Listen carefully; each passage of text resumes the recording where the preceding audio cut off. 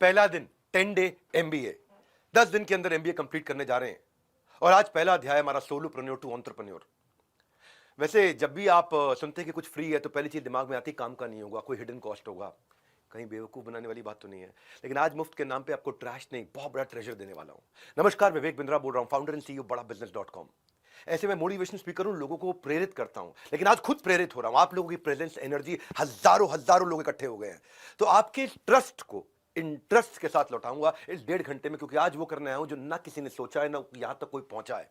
10 day MBA, और 10 day MBA में 10 रुपए भी नहीं ले रहा मैं आपसे। इतनी लर्निंग दूंगा जो टॉप 10 मैनेजमेंट इंस्टीट्यूट भी कंबाइंड नहीं दे पाएंगे। मैं क्या करने वाला हूं इन 10 दिनों में, फटाफट समझ लीजिए। आज का दिन होगा how to start a startup, solopreneur की अकेले आदमी की जर्नी कैसे होती है। कल होगा मार्केट रिसर्च और प्रोडक्ट डेवलपमेंट। जब आप शुरू करने जा रहे हैं, धंधा बाजार में उतर रहे हैं, तो दूसरे दिन सीखेंगे पहले दिन अपने आप को तैयार कैसे करेंगे, मुझे क्या क्या करना है। तो पहले दिन मैं आगे पूरी जर्नी समझाऊंगा, आपकी 1000 दिन की जर्नी कैसी होगी। पर कल आपको मार्केट रिसर्च कैसे करोगे, एग्जैक्ट कस्टमर कौन है आपका, उसको कैसे समझोगे, प्रोडक्ट उसके लिए कैसे बनाओगे। तीसरे दिन अब इसको किस स्ट्रैटेजी के साथ लेके जाऊंगा, यह डे 3 आपका। डे 4 आएगा उसके बाद।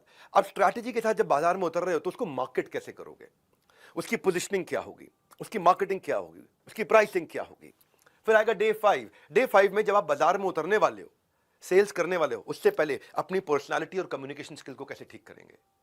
पर्सनालिटी और कम्युनिकेशन को ठीक किया, यानी कि अब आप सेल्स के लिए तैयार हो गए, तो छठे दिन पूरा आपको सेल्स सिखाएंगे, सेल्स की सारी स्ट्रैटेजी देंगे। अब आप सेल्स करने उतर गए, पैसा आने लग गया, धंधा बढ़ने लग गया, तो आएगा 7वां दिन। उसमें क्या होगा, जब बिजनेस बढ़ रहा है, पैसा आ रहा है, सेल्स हो रही है, तो आपको और मैन पावर चाहिए, तो एचआर सिखाएंगे कि मैन पावर कैसे हायर करें, एंगेज करें, रिटेन करें, कैसे टैलेंट को एंगेज करें। 8वें दिन अब आपके पास मैन पावर भी आ गई है, माल भी बिक रहा है, धंधा भी बढ़ रहा है, तो अब इस ऑर्गेनाइजेशन की प्रोडक्टिविटी को कैसे मल्टीप्लाई करूं, क्योंकि माल बिकने लग गया है, टीम आ गई है, ऑर्गेनाइजेशन बढ़ रही है, तो प्रोडक्टिविटी कैसे मल्टीप्लाई करूं। ये 8वां दिन। और ये 8वां दिन जब आप प्रोडक्टिविटी सीख जाओ कैसे मल्टीप्लाई करें, तो अब आता है 9वां दिन के, आपको एक्सपैंड करना है, नए शहर में जाना है, आपको एक्सपैंड करके डिस्ट्रीब्यूशन नेटवर्क, रिटेल चेन, आपको सीएनएफ, आपको फ्रेंचाइजी, आपको ऑपरेशंस, आपको एक्सपेंशन, बिजनेस ऑपरेशंस, वो सारी चीज 9वें दिन सिखाऊंगा। और 10वें दिन ये सब सीमलेस कैसे रहे, वो है एग्जीक्यूशन। तो 10वें दिन होंगे एग्जीक्यूशन फ्रेमवर्क के। 10 दिन के अंदर पूरी तरह से आपको बिजनेस के लिए रेडी कर दूंगा। 10 डे एमबीए, ये 10 दिन फ्री है, पर इसके आगे फी की हर डिग्री है। तो करते हैं, किक स्टार्ट मारते हैं पहले दिन की लर्निंग का पहला गियर। और पहला गियर शुरू हो रहा है हमारे आज डे 1 से, how to start a startup, एक सोलोप्रेन्योर की, एक अकेले आदमी की जर्नी कैसे होती है। अगर आपकी ऑर्गेनाइजेशन बिल्ड हो चुकी है, बड़ी हो चुकी है, तो भी आपके लिए जरूरी है, और अगर आपकी ऑर्गेनाइजेशन अभी शुरू हुई है तो आपके लिए बहुत ही ज्यादा जरूरी है। ध्यान रखिएगा, हर 1.5 घंटे के सेशन में एंड की तरफ आपका एक असेसमेंट होगा, एग्जामिनेशन होगा, उसे कंप्लीट करने पे 75% मार्क्स लेने पे आपको सर्टिफाई किया जाएगा। दूसरी चीज ध्यान रखिएगा, अगर ये प्रोग्राम आपने बीच में छोड़ दिया तो अगली बार अटेंड करने के लिए आपको 19,000 रुपए देने पड़ेंगे। तो पहली बार के लिए सारे अटेम्प्ट मैं खाली सीरियस लोगों को बुलाना चाहता हूं, मेरे को भीड़ नहीं इकट्ठी करनी है। एक कहावत आपने सुनी होगी कि अकेला चना भाड़ नहीं फोड़ता। जिसने भी लिखी है, पता नहीं उसे क्या माइंडसेट था, और चने का तो पता नहीं, लेकिन अकेला इंसान भाड़ क्या पूरा पहाड़ फोड़ सकता है। दशरथ मान जी पूरा पहाड़ फोड़ दिया। अकेला इंसान बहुत कुछ कर सकता है। सोलोप्रेन्योर की जर्नी आज जब शुरुआत जर्नी होती है तो कैसी होती है। अगर आप स्टूडेंट हो, बिजनेस की शुरुआत कर रहे हो, तो ध्यान से, मन से, कान लगा करके सुनोगे, बीच में छोड़ के जाओगे तो एकदम छूट जाओगे।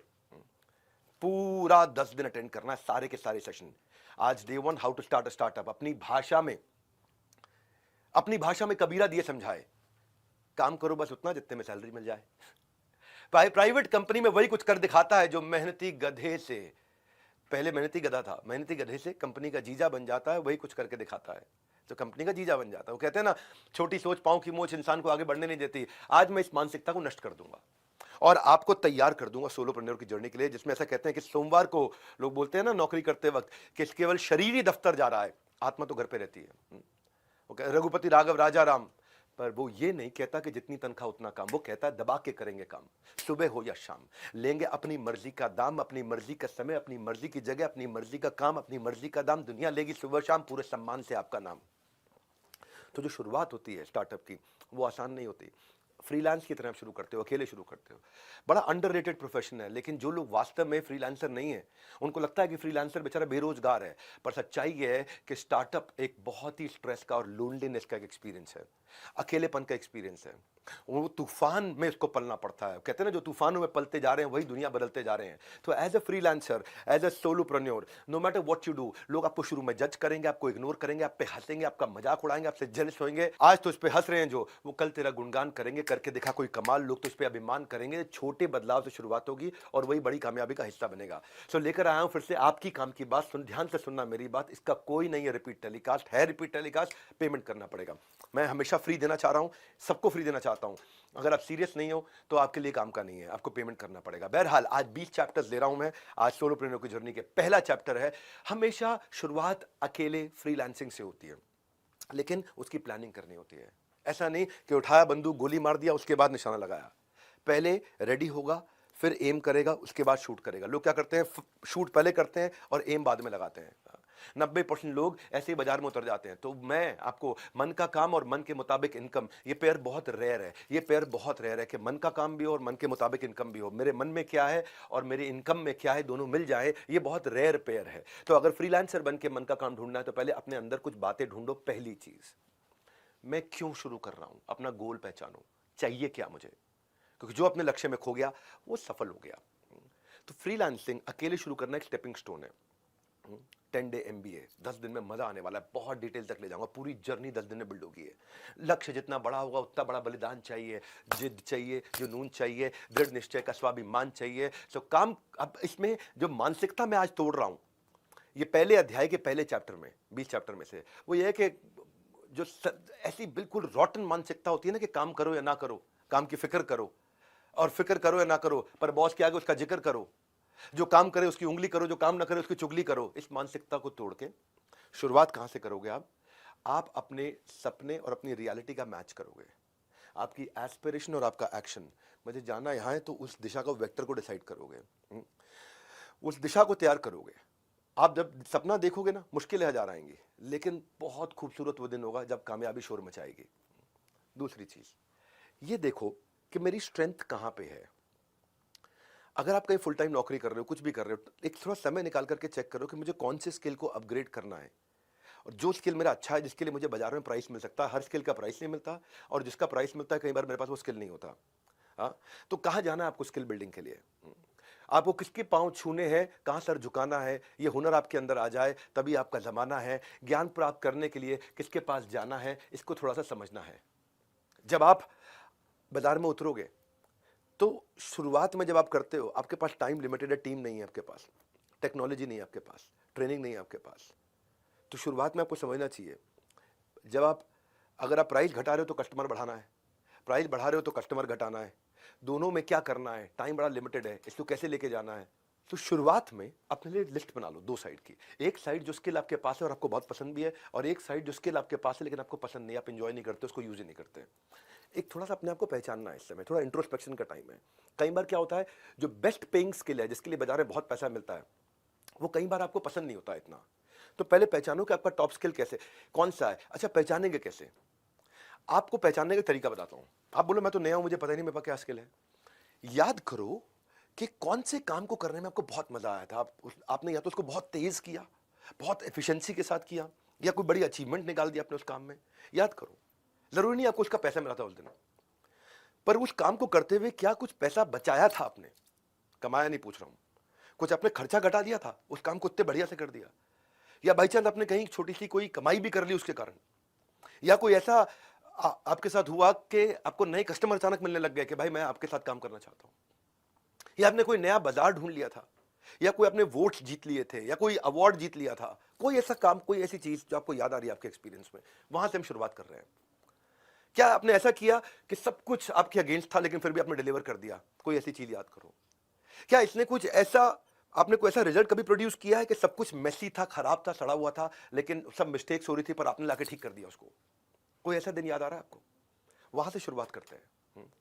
आपको देखो क्या चीज आपको पढ़ने देखने में बहुत अच्छा लगता है, इंस्टाग्राम में क्या चीज देखने में पसंद आता है, यूट्यूब पे वो कहते हैं कि परिंदों को मंजिल मिलेगी यकीनन, ये फैले हुए उनके पर बोलते हैं। अक्सर वो लोग खामोश रहते हैं जमाने में जिनके हुनर बोलते हैं। तो सबसे पहले आपके टॉप स्किल जो है ना, वो आपको रेपुटेशन देंगे, वो आपके मार्केटिंग मैसेज में जाएंगे, आगे चल के आपको उससे अच्छी प्राइसिंग मिलेगी। स्किल कुछ भी हो सकता है, मैं तो वैसे ही बोल रहा हूँ, कुछ उदाहरण दे देता हूँ। कोई एडिट करने का स्किल है, कुछ लिखने का स्किल है, कोई प्रोजेक्ट डेवलपमेंट का है, कोई पढ़ाने का है, राइटिंग, पब्लिशिंग, प्रूफ रीडिंग, कुछ भी, बहुत तरह के स्किल है, हर तरह के स्किल है। इसके ऊपर मैंने पूरा वेबिनार किया हुआ है। शुरुआत यह है कि मुझे ढूंढना है मुझे स्पेशलाइज किस में होना है, बिकॉज स्पेशलाइजेशन हाइटन्स रेप्यूटेशन।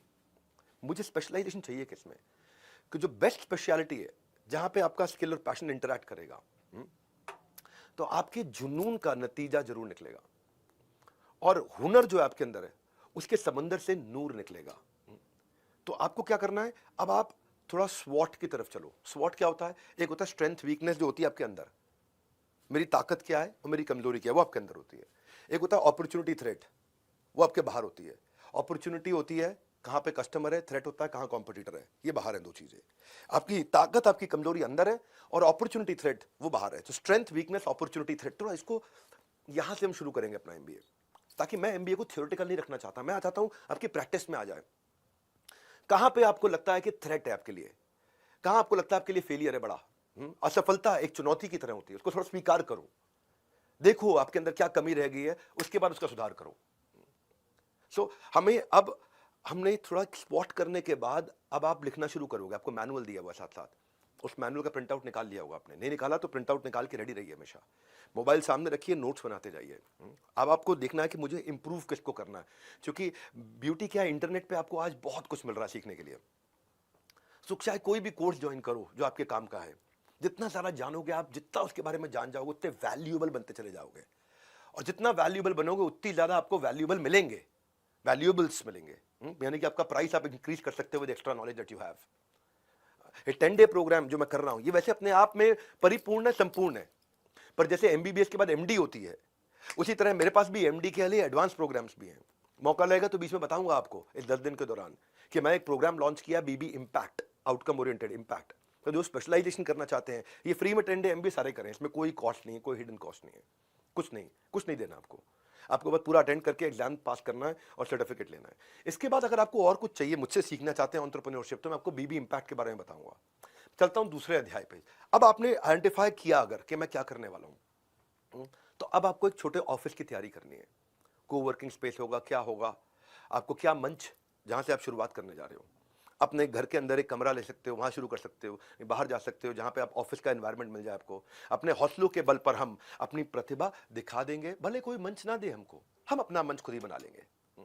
तो जब आप स्पेस लेने जा रहे हो तो चेक करो आपका बजट आप अफोर्ड कर सकते हो। अकाउंटेंट, फाइनेंशियल एडवाइजर से अपनी बजटिंग कर लो साल भर की, के लिए अच्छे सीए के साथ बैठ करके, अच्छे क्या सिंपल से सीए के साथ में बैठ के साल भर की बजटिंग कर लो। मिनिमम डिपॉजिट अभी कितना चला जाएगा फ्रंट, क्योंकि कोई भी जगह रेंट पे लेते हो तो मिनिमम डिपॉजिट जाता है।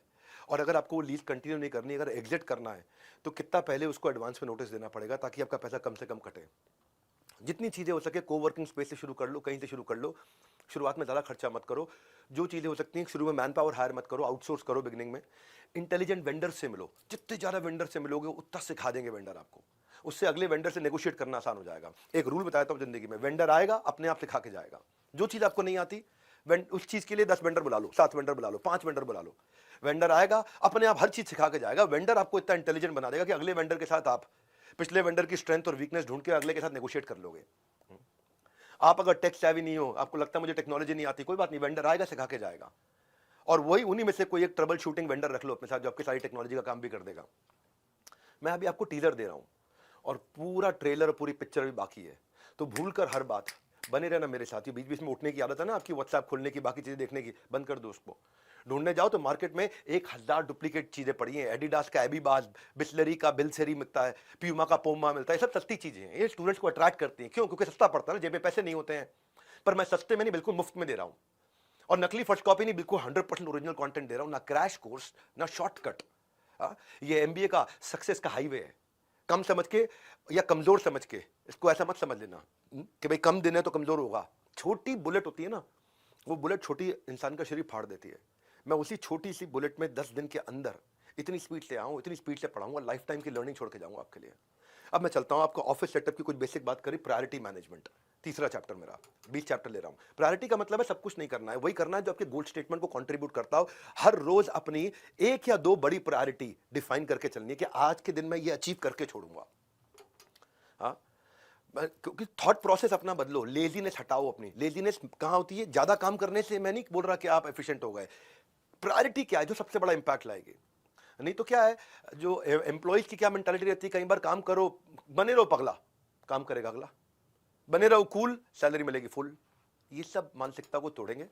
अपनी एक या दो प्रायोरिटी रोज की बनानी है, सिमिलर तरीके के नेचर के काम को इकट्ठा कर लो, और रोज शाम को छोटा सा रिव्यू करो अपना कि आज मैंने क्या अचीव किया, अपने गोल के कितना नजदीक गया हूं मैं। बीच बीच में मैं क्या करता हूं, जब मैं लैपटॉप पे काम कर रहा होता हूं ना, अपनी प्रेजेंटेशन फाइनल करता हूं, तो मैं चार्जर हटा देता हूं लैपटॉप का कि इसकी बैटरी खत्म होने से पहले काम खत्म कर लूं। उससे क्या रहता है कि मेरी स्पीड बनी रहती है, अरे बैटरी खत्म होने वाली, जल्दी करो जल्दी करो। वाईफाई बंद कर देता हूं। क्यों वाईफाई बंद करता हूं? कोई नोटिफिकेशन ना आए, डिस्टर्ब ना करें। तो अपनी डेडलाइंस तो कमिट हो जाओ, प्रायोरिटी डिसाइड कर लो, टाइम ट्रैकर रखो अपने पास कि करंट में मैं कितना टाइम यूज कर रहा हूं और आइडियली मुझे कितने टाइम में खत्म करना चाहिए। आजकल इस काम को कितनी देर में करता हूं, करना कितनी देर में चाहिए, अपना टाइम ट्रैकर रखो अपने पास। पहले दिन ही बता रहा हूं आपको सोलोप्रेन्योर से कैसे खुद को बिल्ड करें। अगले 9 दिन में 9 टॉपिक दूंगा आपको आगे चल के। मैं आपको मार्केट रिसर्च, प्रोडक्ट डेवलपमेंट सब बताया मैंने आपको, पूरा का पूरा 9 दिन में पूरी जर्नी बिल्ड करूंगा। तो अब आपने एक अपने स्किल सेट को पहचाना, प्रायोरिटीज को पकड़ना शुरू किया, ऑफिस की तैयारी करनी शुरू करी। अभी कस्टमर को पहचानना है आपको, कस्टमर को सेगमेंट करना है।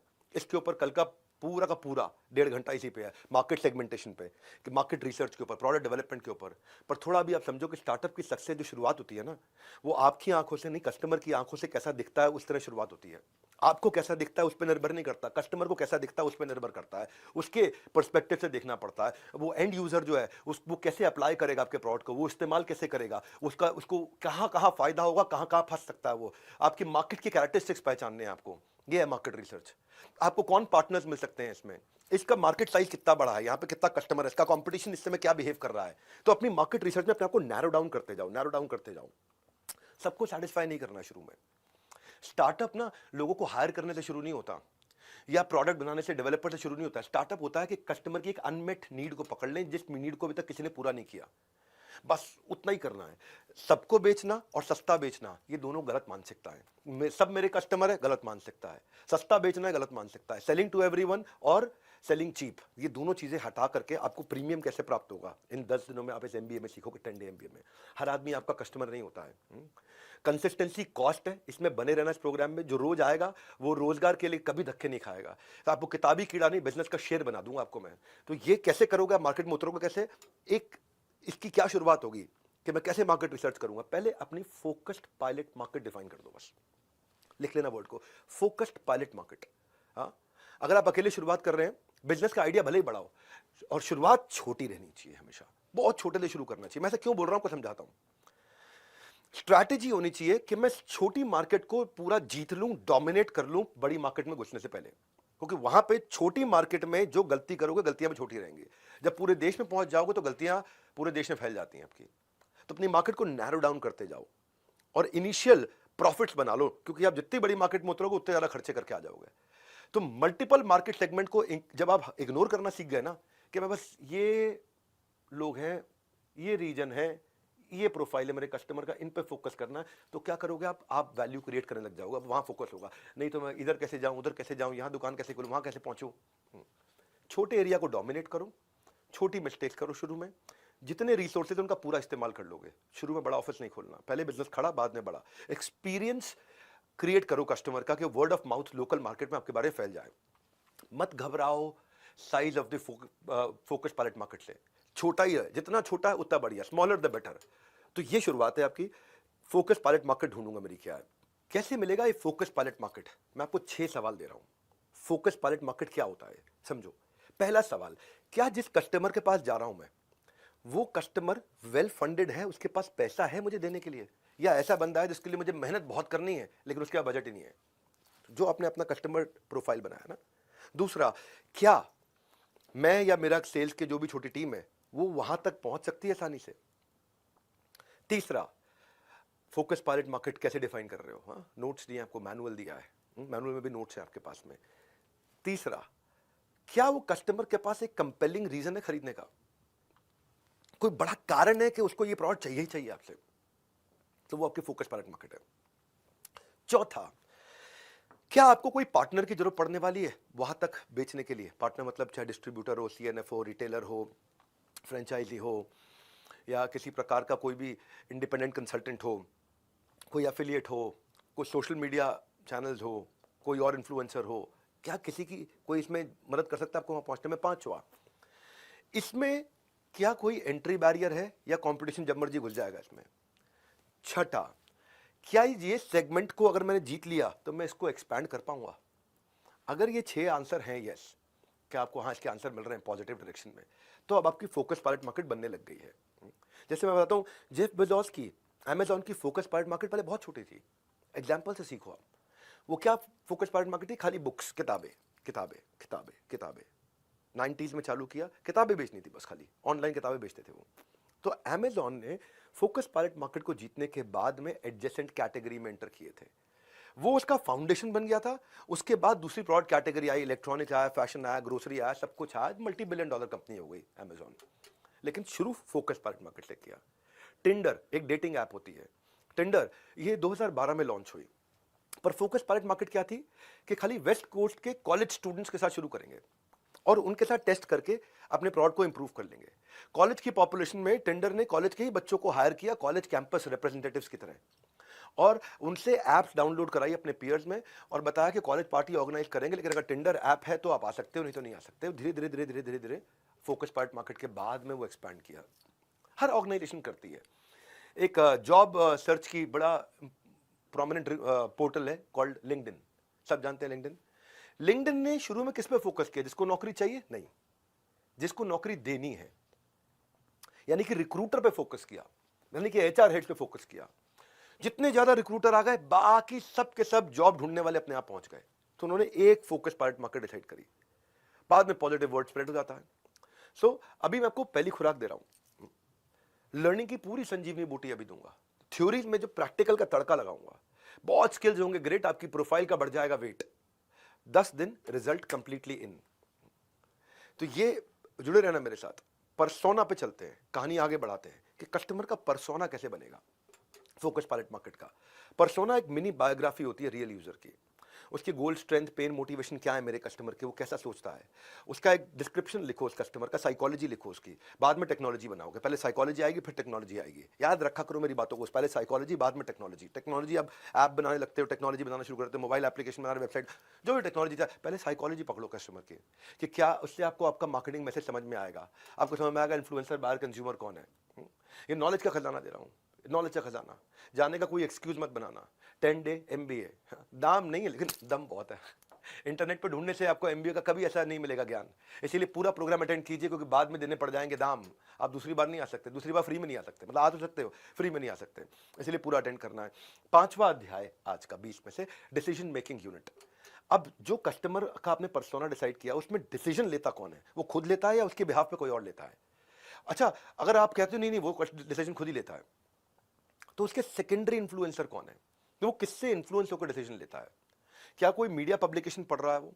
क्या वो कोई बाहर के कॉन्ट्रैक्टर से मिलता है जो उसको, जैसे मान लो बिल्डिंग मटेरियल वाले हैं, ये कॉन्ट्रैक्टर्स के थ्रू माल बेचना चाहते हैं, सीमेंट वाले कॉन्ट्रैक्टर्स के थ्रू माल बेचना चाहते हैं, कंस्ट्रक्शन वाले कॉन्ट्रैक्टर्स के थ्रू माल बेचना चाहते हैं, या उससे कोई फ्रेंड्स एंड फैमिली है जो उसको इन्फ्लुएंस करते हैं, कोई इंडस्ट्री के ग्रुप्स हैं जो उसको इन्फ्लुएंस करते हैं, कोई वेबसाइट वो जाता है जो उसको इन्फ्लुएंस करती है, कोई ब्लॉग्स हैं, क्योंकि जिनके शब्दों में भाव होता है उनका बड़ा प्रभाव होता है। तो किसके पास वीटो पावर है, परचेजिंग डिपार्टमेंट किसके पास है, और सेकेंडरी इन्फ्लुएंसर कौन है? अपने आप से ना ये 3 सवाल पूछो कि मेरे कस्टमर के अलावा डिसीजन लेने में कौन लगा हुआ है साथ में। वो आपको आगे चल के बहुत मदद करेगा इस 10 दिन में। दूसरा सवाल, सबसे ज्यादा इन्फ्लुएंस इसके ऊपर किसका है? और तीसरा, कौन इस ट्रांजैक्शन को रोक सकता है? इसके बीच में कोई शकुनी तो नहीं है कहीं, मेरे और इसके बीच में, मेरे और मेरे कस्टमर के बीच में? हाँ, इनको अभी पहचान लेते हैं। बड़ा बहुत इनसाइट जनरेटिंग कंटेंट दे रहा हूँ, बड़ा प्रैक्टिकल कंटेंट दे रहा हूँ। एमबीए जो कि एप्लीकेशन में आएगा। मैं चलता हूँ मेरे छठे अध्याय पे, प्रोडक्ट डेवलपमेंट। अब आप प्रोडक्ट की तैयारी कर रहे हो, तो प्रोडक्ट कैसे बनाओगे? एक मिनिमम वायबल बिजनेस प्रोडक्ट बना दो। इसको बोलते हैं एमवीबीपी, मिनिमम वायबल बिजनेस प्रोडक्ट। शुरुआत छोटे से आराम से करो।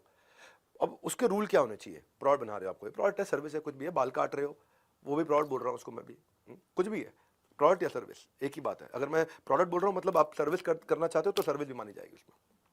हाँ, कोई भी सर्विस बेचने जा रहे हो अपनी, कंसल्टिंग बेचने जा रहे हो अपनी, कुछ भी बेचने जा रहे हो, सोलोप्रेन्योर शुरुआत कर रहे हो, तो देखो इसमें 3 चीज़ों का ध्यान रखो। पहली चीज़, कस्टमर को इससे वैल्यू क्या मिलेगी, क्या कस्टमर इसके लिए पे करने को तैयार होगा, और क्या मैं इतनी ट्रांजैक्शंस कर लूंगा कि मुझे फीडबैक का लूप मिलना शुरू हो जाएगा। उसको बोलते हैं मिनिमम वायबल बिजनेस प्रोडक्ट।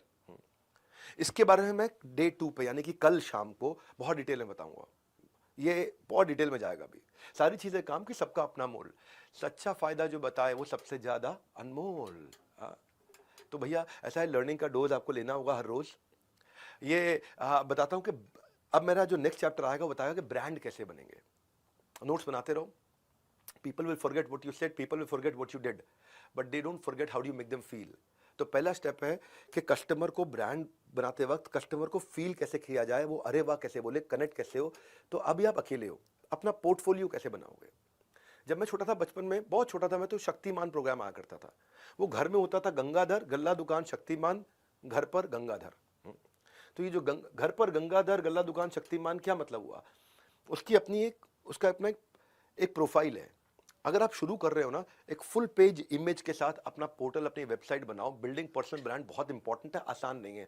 आपके पास पोर्टफोलियो जो अपना बनाओगे, उसमें आप आपके स्किल्स, आपके टेस्टिमोनियल, आपके एक्कोलेड, आज तक क्या हुआ है, आपके कोई अवार्ड अचीवमेंट है, कोई केस स्टडी है, उस सबको वेब पे डालो। सबको सोशल मीडिया से कनेक्ट कर दो, वेबसाइट को सब जगह से अनाउंसमेंट करने शुरू कर दो that you are open for business. Email करो अपने दोस्तों को, उनको पर्सनल अपडेट देना शुरू करो that now you're what are you up to, क्या करने वाले हो। आजकल पिछले कुछ सालों में फेसबुक ग्रुप्स बहुत पॉपुलर हो गए हैं। उनकी पॉपुलैरिटी हो गई इंटरेस्ट के हिसाब से, कैटेगरी वाइज ग्रुप्स बन गए हैं। तो सोशल मीडिया पे लोगों को आपको इंप्रेस नहीं करना, देखो मुझको नहीं, इंपैक्ट करना है। अपने आप को जब इंट्रोड्यूस करोगे, ऐसे इंट्रोड्यूस मत करो मैं कुछ बेचने आया हूं, आप बताओ मैं कैसे आपकी मदद कर सकता हूं। शुरुआत आपको ऐसे ही करनी है। लोग कुछ सवाल पूछे तो उनको आंसर करो, बी हेल्पफुल, बिल्ड रिलेशनशिप। खाली ये नहीं कि आप डोंट पोस्ट लिंक के हायर मी। लोगों को दिखाओ कि आप एक्सपर्ट हो इस एरिया में। इसमें अपना पोर्टफोलियो बनाओ, अपने एग्जाम्पल दो अपने पोर्टफोलियो के अंदर कि आप क्या क्या करते हो, कैसे कैसे आप समस्याएं सॉल्व करते हो, अपनी सर्विसेज अपने कॉन्टैक्ट फॉर्म के साथ, ताकि लोग आपको साथ टच बेस कर सकें, मिल सकें, जुड़ सकें। तो जब अपनी वेबसाइट बनाओगे तो अपनी बड़ी लार्जर देन लाइफ एक इमेज डालो, बड़ी फोटोग्राफ डालो, बड़े साइज की फोटोग्राफ, लगना चाहिए कोई बड़ा ब्रांड है ये। खुद को आप ब्रांड नहीं फील करोगे तो कोई और आपके बारे में कभी फील नहीं करेगा। अगर आपका पोर्टफोलियो है ये प्रोफेशनल लगेगा, शुरुआत से प्रोफेशनल लग जाओगे। अनप्रोफेशनल फ्रीलांसर्स के बीच में आपकी पहले से ही एक साख बननी शुरू हो जाएगी। It will make you stand out. हाँ, ये दिखाएगा कि आप सीरियस हो अपने बिजनेस के बारे में। Portfolio is everything here, promises are nothing. ये सब प्रेजेंटेशन की बात है। आपका बिजनेस कार्ड भी आप दोगे तो digital business, virtual business cards बनाओ। उसमें बड़ा क्लियरली लिखो कि आप कौन हो, आपकी यूनिक वैल्यू क्या है, क्या यूनिक वैल्यू है, और आपका कॉन्टैक्ट डिटेल्स कैसे हैं। Excellent presentation get sold without hesitation, कोई हेजिटेशन नहीं होगी एक्सीलेंट प्रेजेंटेशन में। तो ये जो 10 डे MBA प्रोग्राम है ना, ये आउटकम ओरिएंटेड है, फ्री है, फास्टेस्ट है, फर्स्ट ऑफ इट्स काइंड है। All I need is a discipline mind. बस आप डिसिप्लिन रहना मेरे साथ में। यूनिवर्सिटी से MBA बेच कर अपना बिजनेस बनाया है, मैं बेचने नहीं, बेचना सिखाने आया हूँ। तो आपको 18 दिन के युद्ध में, जैसे कृष्ण ने अर्जुन को गीता का ज्ञान दिया था ना 18 दिन के युद्ध में, वैसे 10 दिन में मैं आपको बिजनेस के कुरुक्षेत्र में रेडी कर दूंगा। दिन बस 10 है। मेरे सालों की लर्निंग का ये एक रस है, निचोड़ देने जा रहा हूं आपको। अब जो नेक्स्ट चैप्टर है मेरा, कोई बिजनेस 3 वजह से चलता है। वो 3 वजह कौन सी होती है? Customer, customer, customer. लेकिन कस्टमर को लाने में कष्ट बहुत है, मैं आसान करता हूं उसको। ये पूरा अध्याय आपके बड़े काम का है। मैं बहुत स्पीड से बहुत सारे टिप्स देने वाला हूं कि कस्टमर मिलेगा कैसे। पर शुरुआत में बहुत ज्यादा कस्टमर के पीछे मत भागना। इतने ही कस्टमर लेना अगर बिजनेस शुरू किया है तो, जितने आप हैंडल कर पाओ, उल्टा दिक्कत ना हो जाए। मेरे एक्सपीरियंस है, मैं जितने भी फ्रीलांसर से मिला हूं या जिसने बिजनेस शुरू किया है, अगर उनसे पूछो सबसे बड़ी प्रॉब्लम क्या है, तो उनके बिजनेस की सबसे बड़ी एक ही प्रॉब्लम है कि कस्टमर ढूंढूंगा कैसे। पर रूल क्या है? You don't get paid for the time you spend, you get paid for the value you create. जो समय आप लगाते हो उसका पैसा नहीं मिलता है, जो वैल्यू आप क्रिएट करते हो उसके लिए पैसा मिलता है। तो मैं आपको 4 इंट्रोस्पेक्टिंग क्वेश्चन पूछता हूं। पहला, कस्टमर आपके ब्रांड के बारे में जानेगा कैसे? जहां पे जानेगा वहां पहुंचना पड़ेगा आपको। दूसरा, कस्टमर आपके प्रोडक्ट को कैसे एनालाइज करेगा खरीदने से पहले? क्या उसके पास कोई तरीका है एक्सपीरियंस करने का खरीदने से पहले? ये जो सवाल है काम आएंगे, मैनुअल में लिखे मैं आपके पास में, इन सवालों के जवाब लिखना, ब्रेनस्टॉर्म करना। तीसरा, कस्टमर का आपसे माल खरीदने का तरीका, जर्नी क्या है, किस तरह से खरीदेगा, ऑनलाइन खरीदेगा, ऑफलाइन खरीदेगा, दुकान से खरीदेगा, कहां से खरीदेगा। चौथा, क्या कस्टमर इसके लिए पैसा देने को तुरंत तैयार है? So customer doesn't care how much you know, he knows how much you care. He doesn't care how much you know, he knows how much you care. यानी कि उसको ये परवाह नहीं कि आपको ज्ञान कितना, लेकिन उसके पास ये ज्ञान है कि आपको उसकी परवाह कितनी है। तो ये परवाह करने के लिए इन 4 सवालों का उत्तर मैनुअल में जरूर लिखना अपने लिए। इतनी वैल्यूएबल मैनुअल दिया ना मैंने साथ में आपको कि वीडियो तो दोबारा नहीं मिलेगा देखने को आपको, लेकिन मैनुअल आपके पास रह गया ना, उसमें नोट्स हैं आपके पास में। तो जब कंज्यूमर एम्पैथी का एक उदाहरण देता हूं, आप बोल सकते हो कि मेरी स्पेशलिटी में बड़ा डिटेल ओरिएंटेड फ्रीलांस एनिमेटर हूं उस पूरे शहर में, पर कस्टमर क्या कह रहा है, मुझको डिटेल ओरिएंटेड नहीं चाहिए, मुझे चाहिए फास्ट नॉट परफेक्ट। सो अब यू विल क्विकली बिकम, अगर आपने ये सोचा ना कि मैं बड़ा डिटेल ओरिएंटेड हूं, मैं फास्ट नहीं हूं, मैं परफेक्ट हूं, कस्टमर कह रहा है मुझे चाहिए फास्ट परफेक्ट नहीं चाहिए, तो क्या होगा, आप जल्दी ही बहुत डिटेल ओरिएंटेड बेरोजगार फ्रीलांसर बन जाएंगे। आपको ये समझना है कि जो आपका कस्टमर है उसको स्पीड चाहिए या उसको एफिशिएंसी चाहिए या उसको एक्यूरेसी चाहिए या उसको ब्यूटी चाहिए, उसके लिए इंपॉर्टेंट क्या है, या उसको ड्यूरेबिलिटी चाहिए या उसको लग्जरी चाहिए या उसको अफोर्डेबिलिटी चाहिए, उसको सिंप्लिसिटी चाहिए, उसको अच्छी हेल्थ चाहिए, उसको चाहिए क्या आपके कस्टमर को, उसके लिए इंपॉर्टेंट क्या है, उसको सिक्योरिटी चाहिए, उसको रिलायबिलिटी चाहिए, उसको प्रॉफिटेबिलिटी चाहिए, वो क्या सोचता है। ये चैप्टर इसी के ऊपर है। अब जब आप कस्टमर आपको लाना है और आपने शुरू किया, आपके पास वो तरीका नहीं है, नेटवर्किंग करो, प्रोफेशनल एसोसिएशन ज्वाइन करो, इवेंट ज्वाइन करो, छोटी छोटी टॉक्स दो अपने टॉपिक के बारे में, keep showing up, people will start welcoming you. पहले दिन आपको रास्ता नहीं दिख रहा मतलब ये नहीं कि वहां नहीं पहुंचोगे, जहां तक रास्ता दिख रहा चालू करो। हा? अपना माइंडसेट चेंज करो, from what can I get से what can I give. What can I get नहीं रखना, मैं क्या इससे ले सकता हूं, नहीं, मैं इसको क्या दे सकता हूं। So don't be one of दोस्त जो खाली तभी फोन करते हैं जब उनको कुछ चाहिए। वो वाले नेटवर्कर भी होते हैं जो नेटवर्किंग करते हैं इसीलिए। तो अपने जो भी एग्जिस्टिंग नेटवर्क है अभी आपका, आसपास खास में घुस जाओ। जो भी आपके सर्कल में हो सकता है, किसी को सर्विसेज की जरूरत हो, आपका क्लासमेट हो सकता है, ओल्ड कलीग हो सकता है, कोई प्रोफेसर हो सकता है, कोई टीचर हो सकता है, कोई पुराना बॉस हो सकता है, कॉन्वर्सेशन शुरू करो, केवल अपने बारे में बात मत करो और कॉन्टैक्ट एक्सचेंज करने का मौका मत छोड़ना, ताकि इवेंट के बाद आप उसके साथ टच में रह सको। सीधा अपना don't ask for the job straight, talk about कि आप कैसे मदद कर सकते हो, उनसे टच में रहो, क्रीपी मत बनो। और खास तौर से जिससे भी आप मिल रहे हो, अगले दिन उसको लिंक्डइन पे नाइस टू मीट यू एक नोट भेजो। और nice to meet you note में देखो, आप ये भी देखना कि हर एक के पीछे नहीं भागना, अपने प्रोस्पेक्ट को चूज करो। ये ध्यान से रखो कि बिजनेस, प्रोफेशन, इंडस्ट्री, कंपनी, कौन किसको आपकी जरूरत पड़ने वाली, उसकी लिस्ट बनाओ, रैंक दो उनको, आइडियल कैंडिडेट का टॉप से लेकर के डाउन तक एक रैंकिंग दो, यार ये सबसे ज्यादा आइडियल कैंडिडेट है मेरे लिए, ये मेरी स्किल के साथ फिटमेंट है, इसकी बहुत अच्छी फिटमेंट है, इनका पे स्केल है, ये मुझे पैसा दे सकते हैं। कुछ होते हैं बिग स्टेबल ऑर्गेनाइजेशन, कुछ होती है मिड साइज बहुत बिजी आगे बढ़ना चाहते हैं, कुछ होती है एकदम स्टार्टअप अभी ग्रो करना है उनको, उनकी रेपुटेशन क्या है, तो वो कहां जाता है कस्टमर, वो क्या कौन सी ऑर्गेनाइजेशन ज्वाइन करता है, वेबसाइट, ब्लॉग क्या देखता है, क्या पढ़ता है। तो ये जब आप करते हो तो अब अपनी प्रेजेंटेशन में ऑब्सेस मत हो जाओ कि मैं पूरी स्क्रिप्ट रट के जाऊंगा, रट के मत जाओ। बस वर्बल मिररिंग करने की जरूरत नहीं है आपको, खाली बस अपने आप को रेडी करके जाना है कि आपके पास अपना पूरा ज्ञान होना चाहिए। और प्रेजेंटेशन के बाद में फॉलो अप करना मत मिस करो, ये मैं सब सेल्स वाले दिन बहुत डिटेल में समझाऊंगा। रितेश अग्रवाल जो है ना ओयो के, पहली फंडिंग के लिए उन्होंने एक इन्वेस्टर का 32 बार फॉलो अप किया था, इसको बोलते हैं फॉलो अप का भूत। क्या तरीका क्या था, would you mind if I checked with you periodically, बस ऐसे ही पूछा था उन्होंने। क्या आप बुरा तो नहीं मानोगे अगर मैं आपसे रेगुलरली पीरियोडिकली आपसे फॉलो अप कर लूं। उसने कहा नहीं कोई बात नहीं, कर लेना मैसेज। क्योंकि अगर आप ऐसी बाल्टी में पानी भर रहे हो जिसमें छेद है, तो जितना मर्जी पानी भर लो सारा पानी निकल जाएगा। तो जब फॉलो अप के 3 स्टेप होते हैं। पहला स्टेप क्या है, जब आप घर जाओ, घर जाते ही जो आपकी बातचीत हुई है उसके साथ में उसके बिजनेस कार्ड पे अपने नोट्स जरूर बना लो। दूसरा, जो भी कॉन्टैक्ट लिस्ट है उसमें नोट्स ऐड कर लो। और तीसरा, आप उसको एक ईमेल करो या मैसेज करो कि आपने उससे क्या सीखा, आपका पॉजिटिव एक्सपीरियंस क्या रहा। बस ये यहां से शुरू करो, इतना शुरू करो कि what was your positive experience about him, what did you learn from him, वो लिखो, एकदम कनेक्ट हो जाएगा।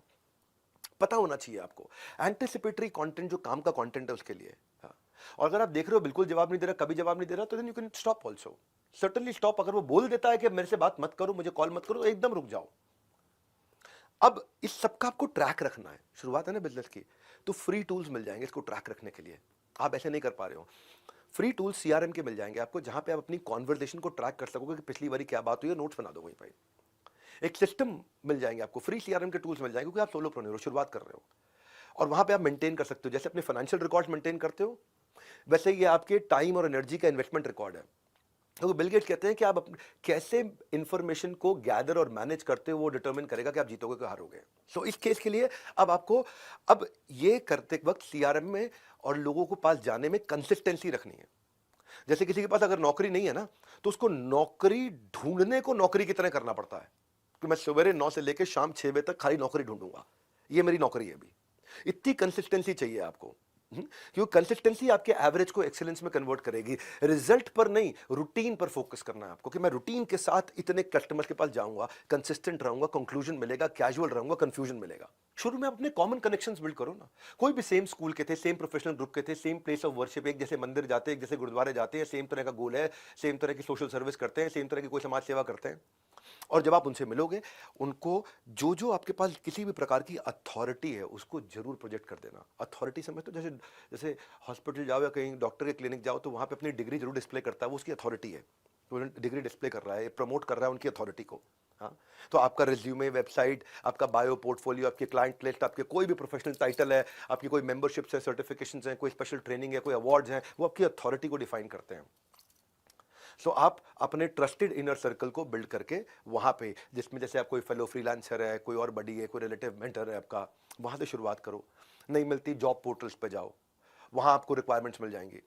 नहीं मिलता आपको तो बाकी फ्रीलांसर और एंटरप्रेन्योर से पार्टनरशिप करो कि भाई मैं तुझे दे दूंगा लीड, कोई तू मुझे लीड दे दे, तेरा बिजनेस अलग है, मेरा अलग है। मैं शादी के कार्ड छापता हूँ, तू शादी में बैंड बाजा बजाता है, तेरा बैंड बाजा वाले धंधा मैं नहीं कर सकता, शादी का कार्ड छापने का धंधा तू नहीं कर सकता। मैं तुझे लीड देता हूँ, तू मुझे लीड दे, हम आपस में कुछ शेयर कर लेंगे। आपकी इंडस्ट्री की न्यूज जो छप रही है उसके लिए गूगल पे अलर्ट्स डाल दो कि आपकी इंडस्ट्री की न्यूज आएगी तो वो अलर्ट आपको मिल जाए। तो जब भी आप ये करोगे, अपनी ये सब जब पढ़ते पढ़ते आप अपनी ऑनलाइन रेपुटेशन भी बिल्ड करोगे, क्योंकि आपने कोई न्यूज पढ़ी तो उससे आप 4 लाइन का छोटा सा एक पोस्ट डालोगे, ऑनलाइन रेपुटेशन बिल्ड होगी। और उस वर्क सैंपल जो आपने वर्क किया उसको क्लाइंट की तरह शेयर करते हो, तो आप इससे क्या रहता है, आपको अपकमिंग टूल्स के बारे में पता चलता रहता है न्यूज से, आप अपकमिंग टूल्स पे एक्सपर्ट होने लग जाते हो, आप अपनी केस स्टडीज प्रेजेंट करते हो। फिर जब आप टारगेटेड ऐड लगाओगे अपने क्लाइंट लिस्ट पे, या आप डायरेक्टरीज के थ्रू जाओगे जहां पे डायरेक्टरीज मिल जाएगा, वहां पे आपने अगर कोई कस्टमर मिला, शुरू में तकलीफ भी आती, कोई बात नहीं, 30 मिनट की एक फोन कंसल्टेशन फ्री दे दो, नीड जनरेट कर लो। नीड जनरेट कर लो, कोई भी आपको मदद कर सकता है, खासतौर से जो मैंने बताया ना, जो आपके कॉम्प्लीमेंटिंग स्किल्स वाले हैं वो आपको बहुत मदद कर सकते हैं। और क्या कर सकते हो, मैं और कहानी आगे बढ़ाता हूं, आप अपने मंथली न्यूज़लेटर्स कुछ भी छोटी छोटी अचीवमेंट्स के बना सकते हो। या कई फ्रीलांसर्स के न्यूज़लेटर्स होते हैं, उनको रजिस्टर कर सकता हूं मैं। मैं बहुत सारे तरीके आपको बताते जा रहा हूं, ये आपको काम आएंगे, इनको ध्यान से सुनो। क्योंकि ना पैसा ना डोनेशन, मेरी एमबीए की फीस आपकी डिटर्मिनेशन। और बनाए रखो अपनी अटेंशन, तभी होगा इस कंटेंट का रिटेंशन। ध्यान से सुनो हर एक स्ट्रैटेजी, क्योंकि इसके बाद आपका असेसमेंट होगा और आपको 75% लेकर के आने, सर्टिफिकेट पाने के लिए 75% अटेंडेंस और 75% स्कोर, ये 2 चीजें चाहिए। और आगे बढ़ाता हूं कहानी। अब मान लो आप आगे जा रहे हो, आपने शुरुआत है यार, अभी भी कोई रास्ते नहीं मिल रहे हैं, कुछ समझ में नहीं आ रहा क्या करूं। हर चीज के लिए बहुत सारी वेबसाइट और पोर्टल्स हैं। कुछ भी आप करते हो, आप अगर एक आप लिखना चाहते हो तो मीडियम है, ग्रामरली है, वाटरपैड है, राइटर एक्सेस है, क्रिएटिव पेन है, ब्लॉगर है, पीपल फॉर आवर, ये सब पे बिजनेस भी मिलता है, आपको काम भी करने की पॉसिबिलिटी मिलती है। आप कहते हो मैं तो डिजाइनर हूं, मैं राइटर नहीं, कोई बात नहीं, कैनवा है, बिहेंस है, एडोबी है, वर्डप्रेस है, ड्रिबल है, विक्स है, कोड पेन, इन पे तो इनमें से कई ऐसे पोर्टल्स हैं जहां पे आपको बिजनेस मिलता है आपके लिए। आप कुछ भी कर रहे हो, आप कहते हो मैं तो डिजाइनर भी नहीं हूं, मैं तो डेवलपर हूं, मैं तो कोडिंग करता हूं, तो कोई बात नहीं। इसके लिए अपवर्क है, साइट पॉइंट है, कोड वर्ड है, कोड ब्यूटीफाई है, कोड प्रोजेक्ट भी है, एक टॉपटेल भी है, ये सब के सब वो पोर्टल्स है जहां आपको धंधा मिलेगा। जैसे आप कहते हो मैं तो कंसल्टेंट हूं, मैं फाइनेंस का कंसल्टेंट हूं, मार्केटिंग का कंसल्टेंट हूं, मैं अकाउंटिंग का कंसल्टेंट हूं, मैं इसका कंसल्टेंट, उसका कंसल्टेंट। एक्सेंचर है, कोरा है, प्रेस्टो एक्सपर्ट्स है, लॉन्च पैड है, फोरफोल्ड है, नेविगेट है, बीकेसी कंसल्टिंग, ये इनमें कई जगह आपको बिजनेस मिलेगा। आप कहते हो मैं वर्चुअल असिस्टेंट बनना चाहता हूं, वहां तो बिजनेस मिलने के लिए बहुत जगह है, एक है Time etcetera, Time ETC, Click Worker, Fancy Hands, Assistant Match, Virtual Belay. आप कहते हो कि भाई मैं मार्केटर बनना चाहता हूं, तो हब स्पॉट पे जाओ, लिंक्डइन पे जाओ, सेमरश पे जाओ। आप कहते हो मैं तो फोटोग्राफर हूं, खाली फोटो खींचता हूं, मैं क्या धंधा करूंगा, गेटी इमेज है, पिक्साबे है, फ्लिकर है, शटर स्टॉक है, वहां से आप पैसा कमा सकते हो। तो start finding portals for yourself. मैं कस्टमर सर्विस करना चाहता हूं घर से, वी वर्क रिमोटली है, वर्चुअल वोकेशन है, सपोर्ट ड्रिवन है, जो स्ट्रगल है ना आपका आज का, वो आपकी कल की स्ट्रेंथ बिल्ड करेगा। पर वेक्टर बनाओ, अपनी दिशा तैयार करो। ये 10 दिन में आपको मजा आने वाला है। जो कॉलेज आपको डिग्री देता है, मैं आपको डायनामिक्स दूंगा, केवल डिग्री नहीं दूंगा, डायनामिक्स दूंगा। सिलेबस नहीं, पूरा सिस्टम समझाऊंगा। 10 डे एमबीए फ्री है, वर्थ इट है। इसमें बस आपका मुझे टाइम चाहिए। 9वें अध्याय पे चलते हैं, कहानी आगे बढ़ाते हैं। सेल्स साइकिल बनती है आपकी एक, कि आज शुरू किया कितने दिन में पैसा आएगा। सेल्स साइकिल एक बनती है कस्टमर एक्विजिशन की। तो अपने प्रोसेस को लिखो, कितना लंबा प्रोसेस है, एस्टिमेट करो कि इसमें कितने रास्ते में हर्डल्स आएंगे, कितनी तकलीफें आएंगी, कस्टमर का पैसा मेरे जेब तक आते आते तक कितने दिन आपको चाहिए एक पेइंग कस्टमर लाने के लिए। जितना लंबा लेंथ होगा सेल्स साइकिल का, उतना उस दौरान के सारे खर्चे आपको डालने पड़ जाएंगे। क्योंकि अगर मान लो पेमेंट आते आते 90 दिन लगेगा, तो 90 दिन में क्या खर्चे होने वाले हैं, उस एक्सपेंसेस को कैलकुलेट करो। सेल्स साइकिल समझनी जरूरी है आपको। अगर आप एक सोलोप्रेन्योर स्टार्टअप शुरू कर रहे हो, क्या क्या कॉस्ट है आपकी, कई तरह की कॉस्ट होगी ना आपकी। एक आपके पास कोई अगर सेल मैन पावर है, उसकी सैलरी हो गई, कोई ब्रोशर आपने प्रिंट किए हैं, बांटे हैं, कोई वेबसाइट आपने बनाई है, कोई ट्रेड शो में आप गए हो, कोई एडवर्टाइजिंग करी है आपने, कोई फेसबुक ऐड लगाई है, कोई इंडस्ट्री पब्लिकेशन में गए हो आप, कोई व्हाइट पेपर, कुछ भी। जितनी लॉन्ग सेल साइकिल होगी उतना ज़्यादा पैसा लग जाएगा आपका। लेकिन अगर आपको पता है सेल साइकिल खाली शुरू में लॉन्ग है और उसके बाद पाइपलाइन बहुत बड़ी है, तो चल जाएगा, लाइफ टाइम वैल्यू है उसमें। So even after spending a lot of money, अगर कस्टमर ने नहीं खरीदा तो फिर आपके लिए खतरा है। तो ये आप सेल्स साइकिल समझे। अब सेल्स साइकिल समझ में आई, तो अब आपको डिसाइड करना है मेरी प्राइसिंग क्या होगी। तो मेरा 10वां अध्याय प्राइसिंग का, बहुत वैल्यूएबल कंटेंट है। आपका गोल ये नहीं है कि आप अपने बिल, जितने आपके बिल आपके खर्चे हैं पूरे कर लो। आपका गोल है होना चाहिए कि जिस चीज के लिए मैं वर्दी हूं, जो मेरी वर्थ है, उसका पैसा मुझे मिले। समझो भाई, घोड़ा अगर घास से दोस्ती करेगा तो खाएगा क्या? काम कस्टमर अनुसार, लेकिन दाम काम अनुसार। तो चार्ज व्हाट यू डिजर्व। न ज्यादा में बिकेगा और न कम में बिजनेस जमेगा। सही राइस के लिए जरूरी है सही प्राइस। तो प्राइसिंग को सीखते हैं हम। जब भी आप अगर नए हो ना धंधे में, आपने शुरू किया है, आज सोलोप्रेन्योर की जर्नी है, स्टार्टअप की जर्नी है, तो हमेशा सामने वाले कस्टमर का बजट पहले आप ही पूछ लो। उसको बंडल प्राइस के साथ शुरू करो, फिर इंडिविजुअल प्राइस पे लेके आना। अगर कम करना है तो बंडल प्राइस से चालू करो। अपने आप को कंसल्टेंट की तरह जब पोजीशन करोगे ना, तो ऐसा नहीं है कि मैं यार फ्यूचर में काम मिलेगा उसकी होप में आज ही प्राइस कम कर दूं। नहीं, वो करना भी पड़े तो बहुत छोटा सा टेस्टिमोनियल के लिए कर दो, ताकि आपका प्रोफाइल मजबूत बन जाए। तो और कई बार अगर आपके काम कस्टमर को पसंद नहीं आया, तो वो कहेगा इसको रिवाइज करो, उसको दोबारा ठीक करो, दोबारा ठीक करो। ट्राई मारना कि जो रिवीजन है उसका बजट अलग बनवा देना उससे। ये भी तय करने का, लॉन्ग टर्म कॉन्ट्रैक्ट बन रहा है तो तय कर लेना कि मैं 5%, 10% हर 3 महीने, 6 महीने, 1 साल में बढ़ाऊंगा प्राइस। ये चीजें मैं आपको एक्सपीरियंस से बता रहा हूं आज। ये चीजें आपको बता रहा हूं कि शुरुआत कैसे होती है। पहले 1000 दिन की जर्नी में पहले 100 दिन कैसे जाएंगे आपके। अगर ना बोलना पड़े तो कस्टमर को ना बोलना चाहिए। शुरू में सुनना सीखो, हाँ, ज्यादा बात नहीं करना। और देखिए, एक चीज आपको समझाता हूं आपको मैं, क्योंकि इसने मुझे 2 साल तक बिजनेस देना है तो कम पैसे लगाता हूं, नहीं। एक बात बताता हूं आपको, एक नया रूल समझाता हूं। 2 साल तक कम पैसे मिलने से ज्यादा अच्छा है कि 4 महीने में, 3 महीने में बहुत ज्यादा पैसे ले लो। आप क्या करो, शॉर्टर डे और हायर रेट ले लो। उससे क्या होगा, आज अपफ्रंट पैसा आना शुरू हो जाएगा, आपके पास कैश फ्लो अच्छे हो जाएंगे। कभी अगर दोनों में कंपेयर करना हो ना, और 4 महीने, 3 महीने का काम हो वर्सेस 1 साल का काम हो, और 3 महीने में आपको अच्छा पैसा मिल जाए, और बहुत कम करके 1 साल में बांट के टुकड़ों में लेने से अच्छा है कि शुरुआत में कैश फ्लो कैसे मेरे मजबूत रहेंगे। आज अगर अपफ्रंट पैसा आ गया, मैं मजबूत हो जाऊंगा, मैं कॉन्फिडेंट हो जाऊंगा बिजनेस करने के लिए। पहले 100 दिन में पैसा और कस्टमर, 2 चीजें चाहिए होती हैं आपको। तो आप वैल्यू बेस्ड प्राइसिंग कैसे होती है वो आपको समझाता हूं। अपने फी स्ट्रक्चर को प्लान करो। कभी आप पर आवर भी कैलकुलेट करना चलेगा आपकी इंडस्ट्री में, या पर डे चलेगा, या पर यूनिट चलेगा, हाँ, जो आउटपुट दे रहे हो आप, या प्रोजेक्ट कंप्लीट करने पे चलेगा पैसा, या मिनिमम अमाउंट के साथ भी चलेगा, एमजी ले लिया आपने उससे, या परसेंटेज ऑफ प्रॉफिट चलेगा कि मैंने उसका धंधा बढ़ा दिया, उसके प्रॉफिट में परसेंटेज ले लूं। तो आप अपने जो फी स्ट्रक्चर को कैलकुलेट करोगे, शुरुआत में समझ में नहीं आता मैं कौन सा करूं, तो बिलेबल टाइम देख लो, हाँ, या फिर ओवरहेड एक्सपेंसेस और अपने प्रॉफिट मार्जिन को कंसीडर करो। पर हमेशा अपना लोएस्ट प्राइस दिमाग में क्लियर रख के जाना कि इसके नीचे नहीं जाऊंगा, हाँ, ये मेरा लोएस्ट प्राइस है। अपने बेंचमार्क, अपने रेट इंडस्ट्री में पकड़ के अपने लोएस्ट प्राइस को पकड़ के चलो। तो इसके लिए आपको कई बार अपनी न्यूमेरिकल वर्थ कैलकुलेट करनी आनी चाहिए, वो भी आपको समझाता हूं मैं। न्यूमेरिकल वर्थ कैलकुलेट करने से पहले अपनी कॉस्टिंग अंदर एक यूनिट की कितनी पड़ रही है, और बाजार में मेरे अगेंस्ट ऑप्शंस क्या अवेलेबल है, इनको पकड़ के चलना है आपको।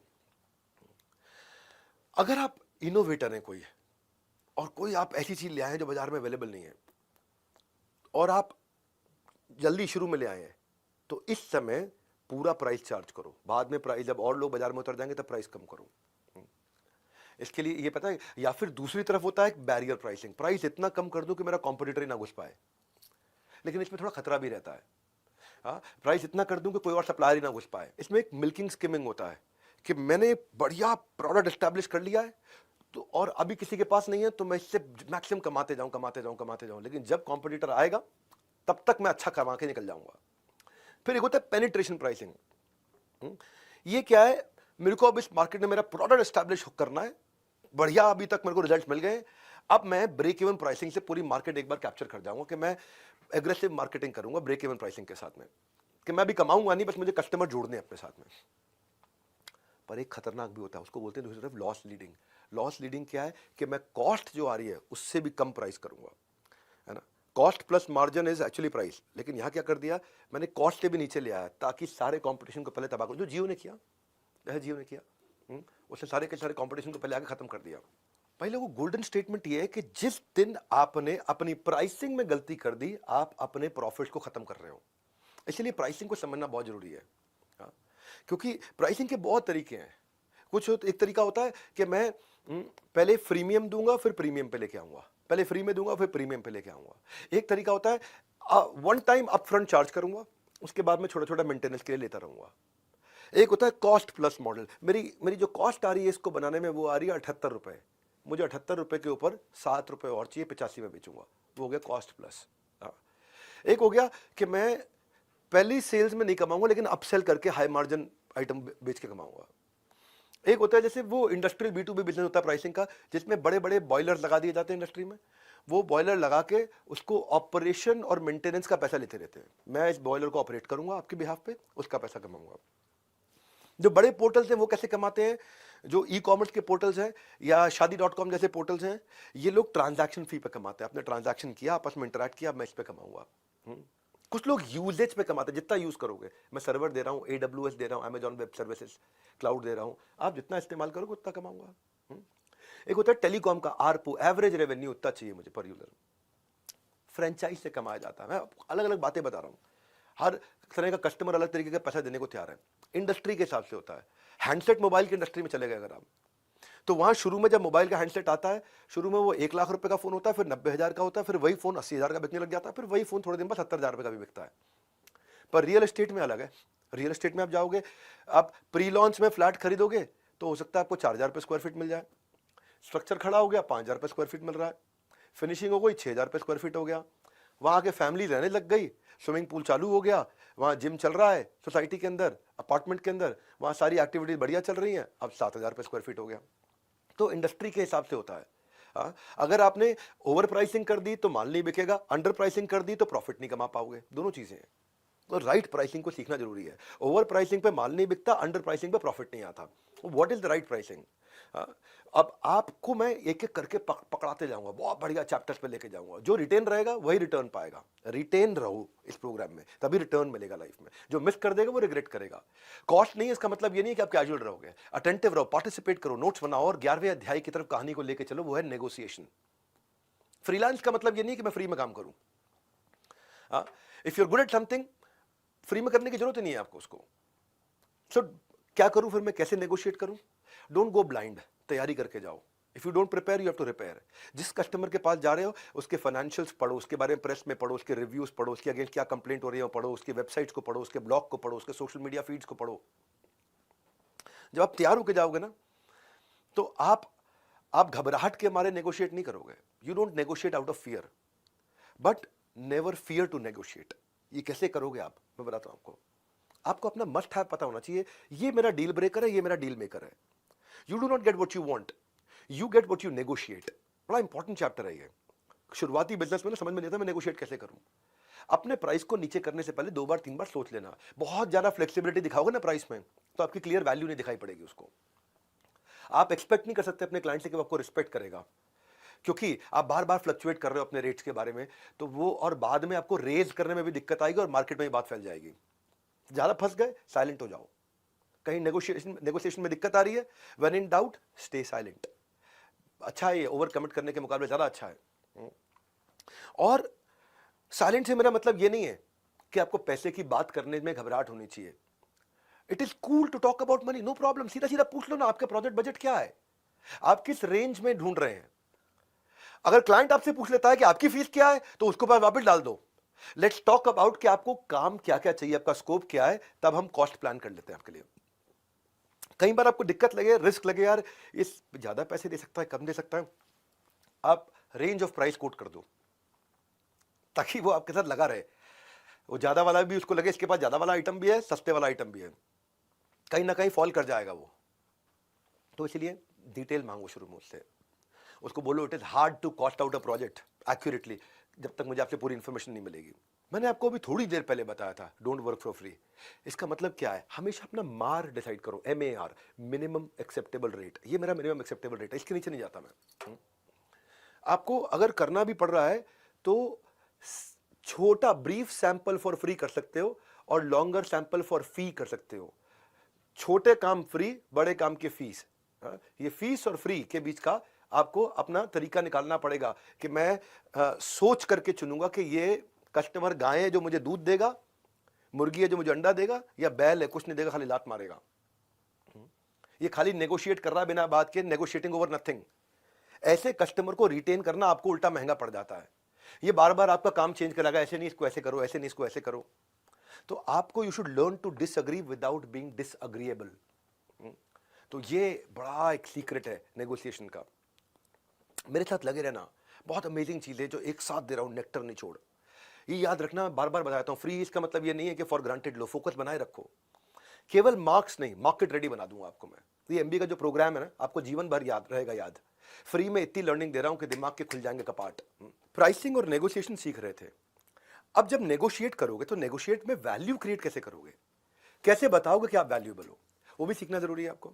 आपका नया बिजनेस है, लोग आप पे ट्रस्ट नहीं करते, तो क्या है, आपको ये बताना है कि आप इस प्रोडक्ट के कारण उसकी लाइफ में वैल्यू कितने रुपए की ऐड कर रहे हो। यानी कि अपनी यूनिक सेलिंग प्रेपोजिशन के अलावा my unique feature, your unique benefit, और उस बेनिफिट को क्वांटिफाई कर दो।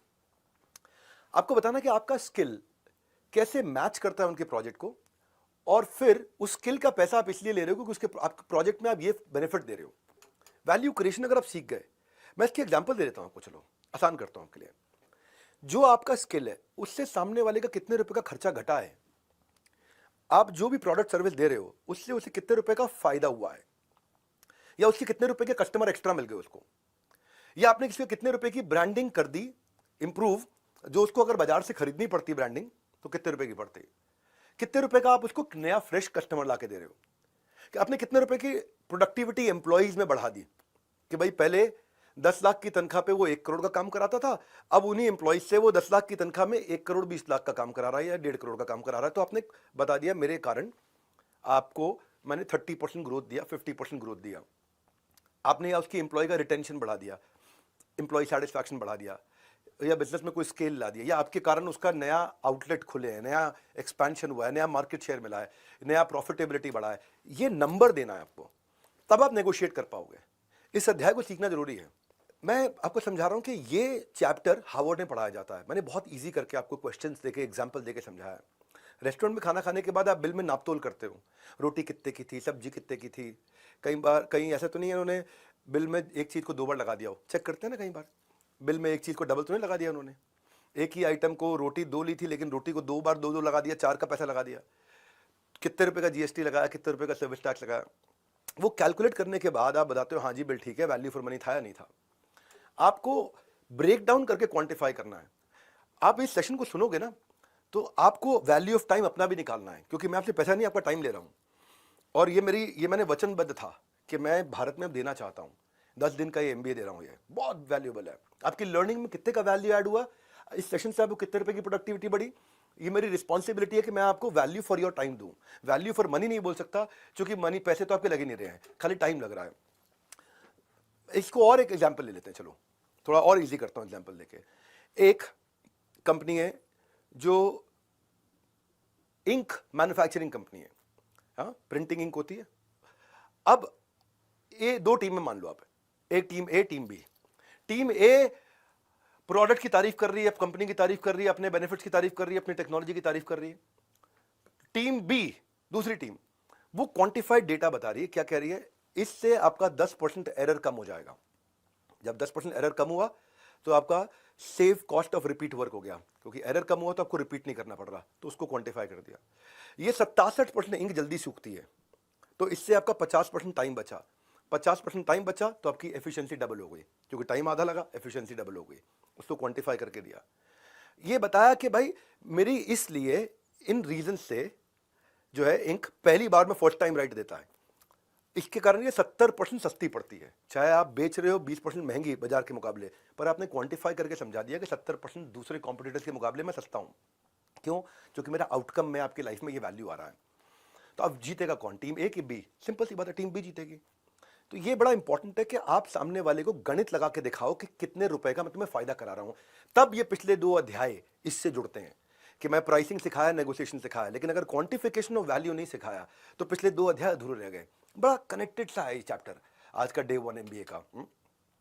अब जब आप ये कर रहे हो तो इसको मैं 13वें अध्याय की तरफ लेके चलता हूं, वो है कॉन्ट्रैक्ट्स एंड पेपर वर्क। अगर आपने ये सब चीजों को जो आपने कॉन्ट्रैक्ट किया है, जब तक कॉन्ट्रैक्ट साइन नहीं हुआ कुछ भी रियल नहीं है। Until a contract is signed, nothing is real। और मैं बताऊं, फिर फंस जाओगे आप जब कॉन्ट्रैक्ट नहीं हुआ। वो कहते हैं ना कि थोड़ा बहुत शतरंज का आना भी जरूरी है साहब, क्योंकि कई बार सामने वाला मोहरा चल रहा होता है और हम यारी दोस्ती निभा रहे होते हैं। और कॉन्ट्रैक्ट इतने ध्यान से बनाओ, क्योंकि कॉन्ट्रैक्ट को एक बार साइन कर दिया तो अनसाइन नहीं कर सकते। हाँ, एक बार डन कर दिया तो अनडन नहीं कर सकते। हाँ, एक बार अग्री कर लिया तो डिसअग्री नहीं कर सकते। तो सारी थिंकिंग पहले ही कर लो कॉन्ट्रैक्ट पेपर वर्क की। नया बिजनेस शुरू किया आपने, बिल्कुल सॉलिड वेल स्कोप कॉन्ट्रैक्ट होना चाहिए, इसमें सारे पॉइंट्स कवर्ड हों, और उसमें आपकी डाउन पेमेंट कितनी मिलेगी, किस डेट को मिलेगी, और अपने इनवॉइस रिमाइंडर्स को भी ऑटोमेट कर लो। इसके भी टूल्स आते हैं बहुत सारे, तो ऑटोमेट कर लो ताकि इनवॉइस उसके बाद अपने आप पहुंच जाए। और अगर वो लेट पैसे दे रहा है तो कॉन्ट्रैक्ट में डाल दो कि लेट फी का क्या चार्ज है, कितना चार्ज करोगे। तो ये अकाउंटिंग सॉफ्टवेयर आपको मिल जाएंगे बहुत सारे फ्री में, जिनको आप इस्तेमाल करो। और अगर कभी किसी के लिए फ्री में भी काम करना पड़ रहा है तो भी कॉन्ट्रैक्ट साइन करो।